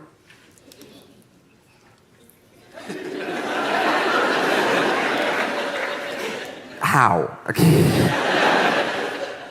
You know? That to me is like a drug dealer saying, no, I'm gonna be a I'm gonna be different. Oh, how so? Oh, I'll only like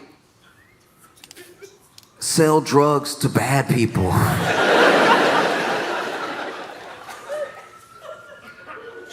How will you know that they're bad people? Word will get around and they'll buy my drugs and I'll be like, that's a bad guy. No, it's not gonna be different just because it's you. That's the trick as well. No, it's different when I do it. It's different when it's me. It's different when it's for me. It's different when it's for my family. Right? So then you hear people talk about recession. That recession is coming, recession is looming. And to be fair, people have said that since the last recession. Every year, I'm not an economist, but every year there's somebody that's like, it's coming. Get ready, batten down the hatches.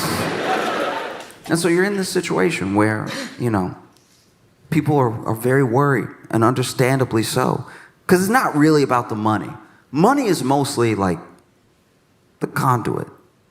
Money's mostly the placeholder. There are people who find money to be a game, and for them, the number is the important thing. How much actual money they can stack and hoard is the real thing. I want to show how rich I am is the real thing. But for almost everybody else, it's about their survival. It's about taking care of yourself. It's about taking care of the people that you love. So when they hear that there's going to be a recession, they're not really thinking like, oh, the number will go down. They're thinking about food. They're thinking about housing. They're thinking about resources. And the only way forward is with other people. We've proven that this thing doesn't work. And by this thing, I'm not just talking about like one specific system. I'm not talking about like capitalism. I'm not talking about anything like that. I'm talking about we've proven that a true rat race does not work. I can't believe the world watched Squid Game and was like, yeah, I think I could win the pot. The pot is the problem.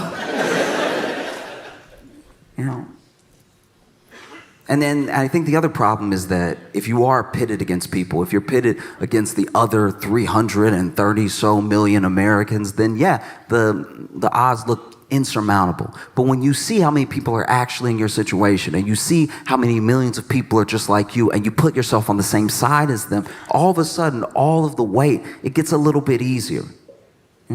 There are people around the world that will never have access to the things that we have access to that make it work. And so sometimes we stress, oh, how am I going to make it work? And it's like the number one way is through community. Your future is your neighbor. There's no other way forward. And I know that can be scary. That's an idea where you have to lay down so much trust at the feet of people that you don't know. That's very scary, because I've had good neighbors and I've had bad neighbors. I've had very bad neighbors. I had a neighbor who stole my trash can. It's the trash can. You could have just put your trash in there too. Stole my trash can and lived next to me. Like I'm not gonna notice my trash can. And he was big too, and I'm pretty sure he sold drugs, so I wasn't gonna take my trash can back. But I was like, I will put my trash in my trash can over here though. Just because you stole the trash can doesn't mean I'm gonna get another trash can. It's a trash can, and trash goes in. You could have put your trash over here, but then you wanted to put it in front of your yard. Okay, fine, whatever. I'm sure you have a gun, so I won't make a big deal of it. But I've had bad neighbors, and I've also had incredibly kind, incredibly sweet neighbors. I had neighbors that made any transition period I've been having in my life easier. I remember when I moved to Chicago and I was living in my first apartment. I had a neighbor that knocked on my door. I had been living there for like 2 days, and I didn't have stuff. I'm like this broke kid who just moved to Chicago with like 2 suitcases of like clothes and a couple of other things. And so knocks on my door and it's like, hey, this older guy. And he's like, hey, I saw that you moved in. If you need anything or you have any questions about the building, just hit me up. I live right there. And I'm thinking he's like the building manager or something. So I'm like, oh yeah, what's your name? And We get to talking a little bit. And as we're talking, I realize he doesn't work for the building at all. This dude is literally just checking on me for the sake of checking on me. And he's like, if you need anything, because I saw, you were having a little trouble, I couldn't have caught up to you, but I was going to help you up and everything. And I was like, oh, thank you, man. And we didn't see each other often. And I remember the day that I moved out because I ran into him again. I ran into him and his wife. And he was like, man, I'm sorry to see you go.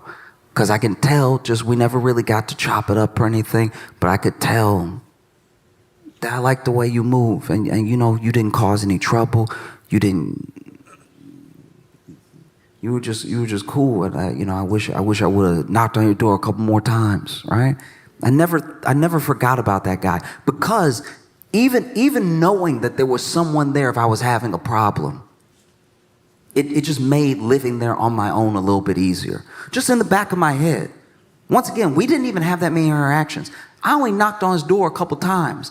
And the couple of times I knocked on his door, he needed help too. There was one time where we had in our building a chute for the laundry that nobody used. Nobody ever used it because it's not like it was one person. Do you know what I mean? Like, the chute for, this isn't Eloise. Like, it's weird that there was a chute for the laundry because it just went to the floor down there, and you'd have to go down there to wash your own clothes anyway. So I guess if you wanted to save yourself the weight of the trip, you could push all the clothes down and let them get nice and nasty, and then slip through the chute and then hit the ground, and now it's got different stuff on it than the reason that you're washing it. So nobody used it. And nobody used it because it was nasty. And so then one day, the actual building manager poured a whole bunch of like bug poison down it to try to kill some of the bugs that had been living in there. And the bugs were like, you know what? I think we'll go everywhere else. And so then one day I came home and my apartment was just overrun with bugs, and it didn't make sense because I didn't even have stuff. I had a fork, a bowl, it was kind of like a saucer. It wasn't a plate. It was a plate that you would put a teacup on. I didn't even have dishes to be nasty enough to have all these bugs. So I'm freaking out. I'm killing a bunch of bugs, and then I run over and I knock on his door, and when I open his door, he looks like me. He's like, you too? And both of us just knowing that we're both dealing with bugs was enough to make the whole thing easier. He helped me kill some of my bugs. I helped him kill some of his bugs. And we were both very upset with the building manager. I had another neighbor when I was living this short little bit in this, I don't even know how to describe it. It was it was a house. It was a house. But it was you know how there's it wasn't a duplex. Okay. The house I was living in was perfectly split in two, right? To make two unlivable houses. Okay? So I wasn't staying there for long, but it was just two completely unlivable houses, right? And I had a neighbor that lived next to me where I moved in, and once again, this older lady, so sweet as could be, knocks on my door, and it's like, hey, I saw that you just moved in. She had baked something, old school, out of the movies. She had baked something. She was like, I made you a little something, some muffins. I know moving is hard. I know sometimes you don't have anything to eat right after you move. So this is for you, right? And I was like, oh, I didn't even know what to do. I was like, oh, thank you. Thank you so much. And she was like, yeah, I like to help people get their bearings. And just so you know, I just want to be the one to tell you so you don't have to find out on your own. There's a crackhead in the wall.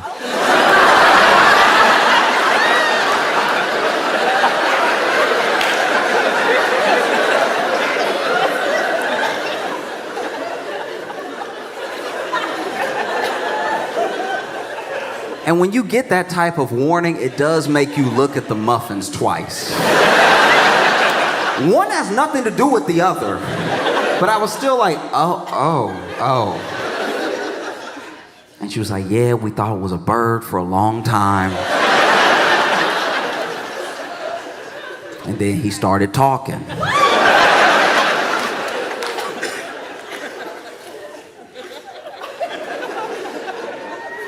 And so if you hear anything in the middle of the night, just pound on the wall a couple times and he'll stop.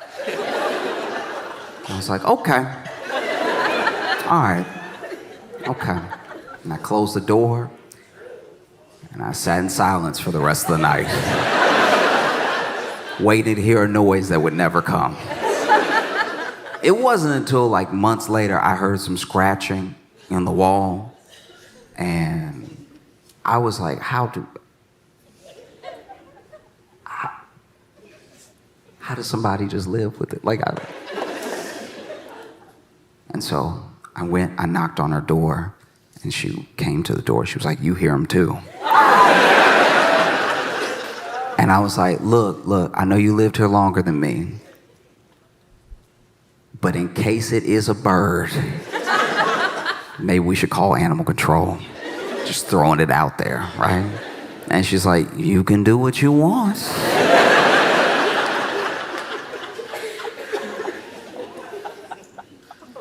I called animal control, and then they could hear the scratching too. And then they went ahead and went on the roof, and they said that they found a slight hole in the roof, and turns out it was a bird. It had been a bird the entire time, and I'm pretty sure it was a bird when she heard it, but maybe she just had the TV on. Maybe she was like, he's talking. Animal control leaves with the bird. I go over, I tell her it was a bird, animal control called the bird, and she was like, thank you so much. Seriously, thank you so much. That has been happening for like 8 months, off and on, and I was positive it was a crackhead.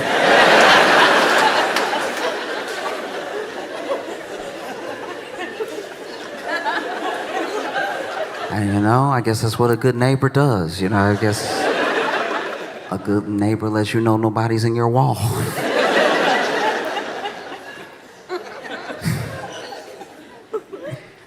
Because I think fundamentally the toughest thing people are facing right now is like a true way forward where they can trust other people to help them and take care of them.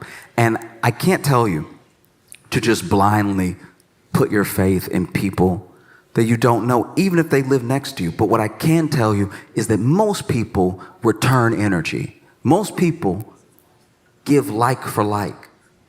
So if there's a community that you want around you, all you have to do is be its founder. If you are the one knocking on your neighbor's door, letting them know you're here, if they need anything, they'll probably do the same for you. And it's so simple to build community. It's so much more likely that you're gonna build community than you're gonna become a billionaire. Do you know what I mean? Like,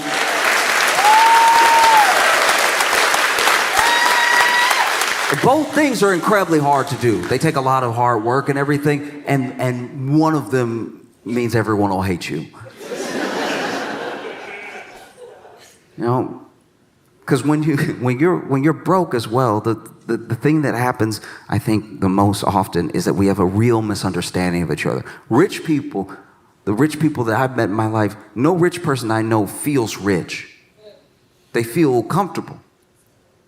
Now, they'll do whatever it takes to maintain their level of comfort, but they don't feel rich. They're like, no, I'm just comfortable. I'm just chilling. And you show them how much they make, and they're like, yeah.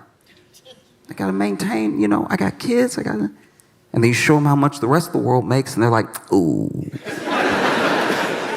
Okay, maybe we don't tell anybody how much I make. And the same thing, when you're broke, there's a genuine misunderstanding around the decisions that people make when they're poor, around the way that people think, because there's not the possibility of thinking past tomorrow, because you're not even sure you're gonna get there.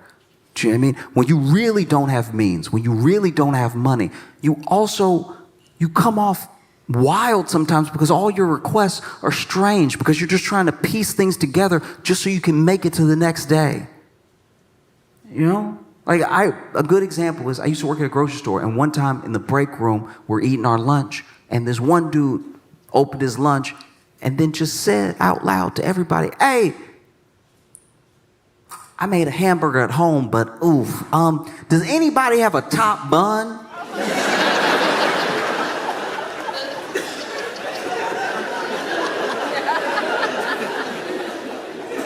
Sir, they're always sold even. How did this happen? We look at money as paper, right? At least when it's in its physical form, it's this paper thing. But it's more than paper. There's fabric weaved into it. There's linen, there's cotton. It works the same way that society works. There's fabric that weaves all of us together. And there are people who have not been able to participate in the opportunities of making money or making their well-being out of these chances in the market the way that other people have. And so when you tell them that a recession is coming, they're like, "Oh, a what? Okay. I was already broke." Do you know what I mean? What is a recession to somebody who was on the street the whole time? I guess the best example I can give is one time I was at a party with my friends, and I fell in the pool. And falling in the pool at a party is one of the more embarrassing things you can do when it's not a pool party. If you fall in the pool at a party where people are just sort of standing around the pool and talking, you might as well have fallen off the roof. But I fell into the pool at the party, which is not just embarrassing, it's not just annoying because now all my clothes are wet and everything. It's terrifying because I can't swim. Yeah, I mean, I'm not a swimmer in the way that I would like to be, and the way that I would like to be is to be able to survive. And so when it comes to swimming, I'm not only not a fan, I'm not efficient. And so I get in the water, and when you don't swim, and I don't just mean can't swim, I'm saying when you don't swim, like for fun or anything, being surrounded by water out of nowhere is very concerning. I didn't realize I had stepped into the pool until I was in the pool. So now what I feel like has happened is that I turned around and water surrounded me. And so I start doing what I think swimming is innately. I start fighting the water, right? I'm punching and I'm kicking and I'm like, "Get off me, water," but I'm in the water. But I'm like, "Get back, I don't want you over here." And that's not how water works. And so I'm sifting through the water, and it's almost like swimming, except I'm staying in place underneath it. So that is drowning.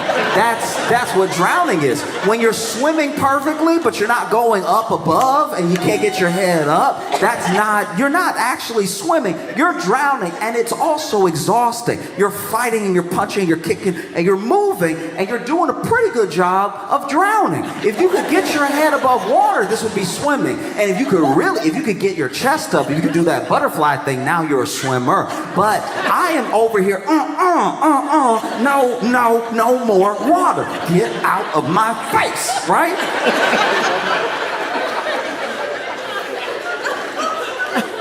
So then it takes someone pulling me out of the water for me not to actually drown. And not right after, not soon enough after, but pretty soon after, we leave the party. And not as soon as you would like if you almost drowned. You know what I mean? Like and it's tough too, because like the dude saved you as your ride. So now he's doing you two favors, you know? So then, man saves me, and my buddy pulls me out of the water, and now, we stay an extra 20 minutes because now he's got his Mac points for saving a life in front of everybody, That's what most embarrassing. The only thing more embarrassing than like showing a whole party full of people you can't swim is to be sitting there wet while the person that saved you tries to mac on somebody. Just like, yeah, you know, I do what I can. I do what I try to help out the people, you know, and doing my best. And it's like, also, my man didn't. Look, I'm not necessarily trying to give notes on being saved, but like, my man did jump in the pool and grab me and lift me up and swim me to the shore of the edge of the pool, right? This man just stuck his arm in and kept clawing at me until he got the back of my shirt. That's barely saving. Like, when I tell you that I'm over here, stop it, water, no, I don't want any more. And then he is over here, bow, bow. And he missed like 8 times. So he was punching me in the head while trying to save my life. And he finally hooks his hand behind my collar and pulls me up the way that a cat sort of lifts its kitten in its mouth. You know what I mean? Just sloppy. And then I'm also still fighting. I don't know what's pulling me up, so I don't know if that's more drowning. I don't know what the effects of drowning feel like.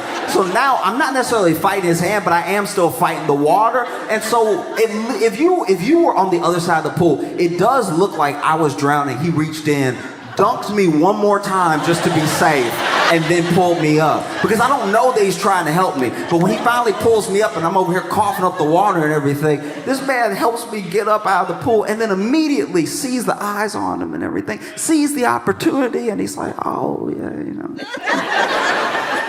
I do what I can.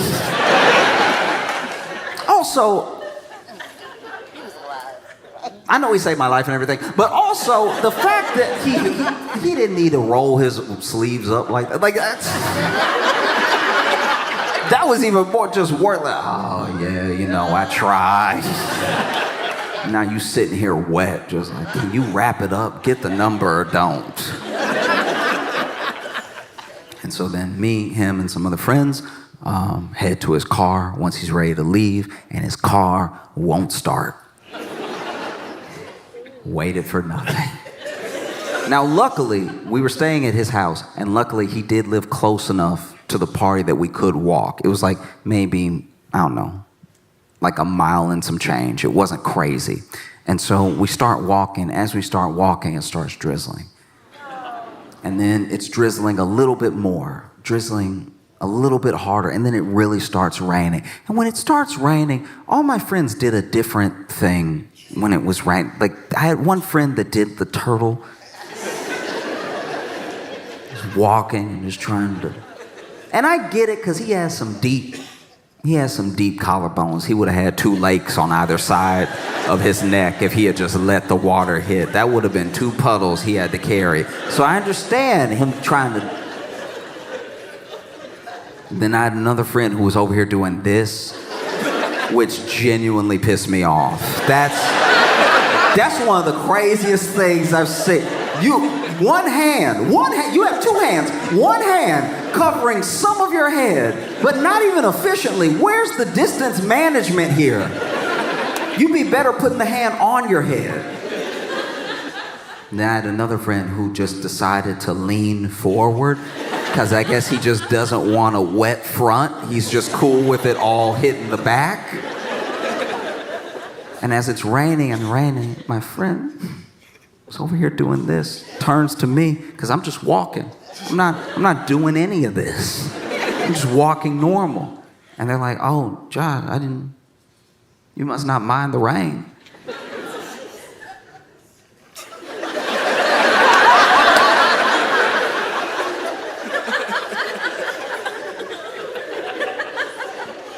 And I was like, I almost drowned 20 minutes ago. And that's what it's like when you're broke. You're almost drowning all the time. So when people try to scare you with talks of a recession, you're like, why would I? What? already went. And the way to ensure that you're going to be okay, the way to ensure that your family is going to be okay, is by creating chains, by linking up together with other people, with other families. Because the way forward, your future, I guarantee you, it's not in the market. There's a belief that, like, if I can just get enough ahead, maybe I'll pull some other people with me. And that sort of thinking is the reason that we as the people can be taken advantage of so easily when it comes to money. It's like, I can get you a little bit ahead. Oh, I'd like to be a little bit ahead, right?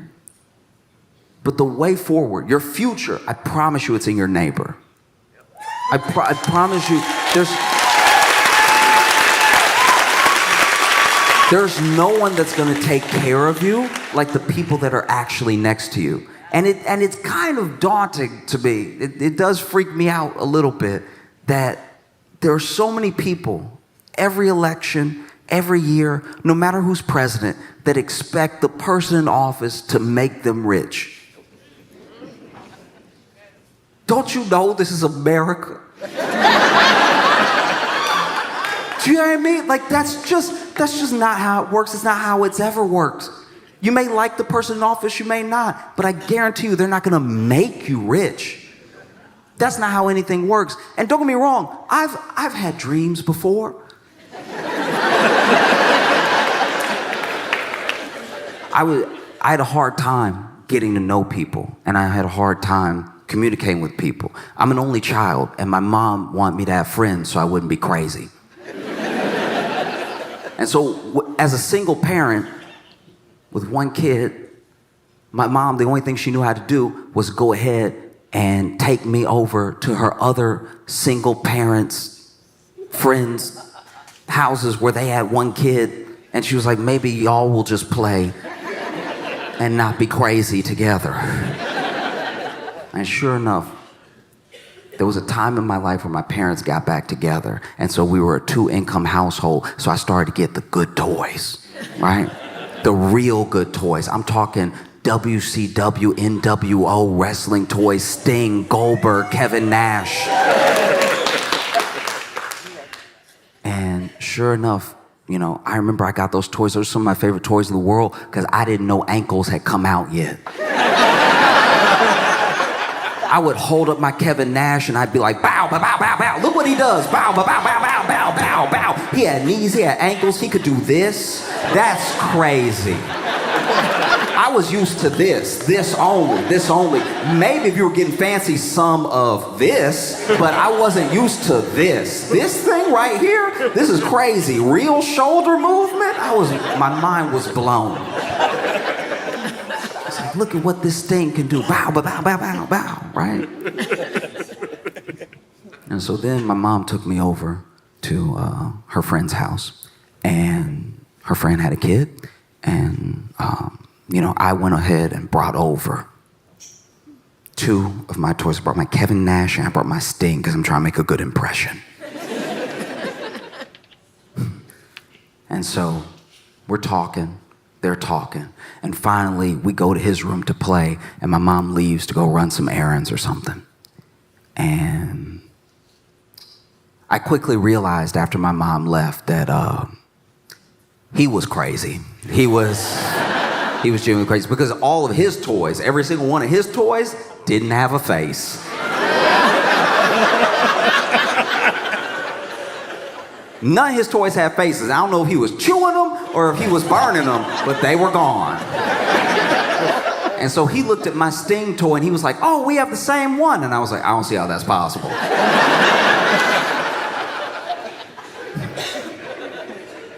I don't see how that's possible. And then sure enough, this kid pulls out his Sting toy, and I know we have the same toy because the Sting had the jacket. The jacket you could put on, you could take off and everything. And so we're playing, and I'm trying to be a collaborative new friend, right? I'm like, what do you want to do? You want to do Legos? You want to do like wrestlers, whatever? And then we decide Legos. So I was like, do you want to build a castle? You want to build a wall? What do you want to do? So we decided to build a castle, right? And then this kid, we're halfway through the castle, maybe 100 pieces to go. And this kid grabs the castle, lifts it up, throws it against the wall. It explodes into like 190,000 pieces. And I'm like, what did you do that for? And he goes, don't talk to me. And I was like, oh man, yeah, chill, Satan, chill, okay?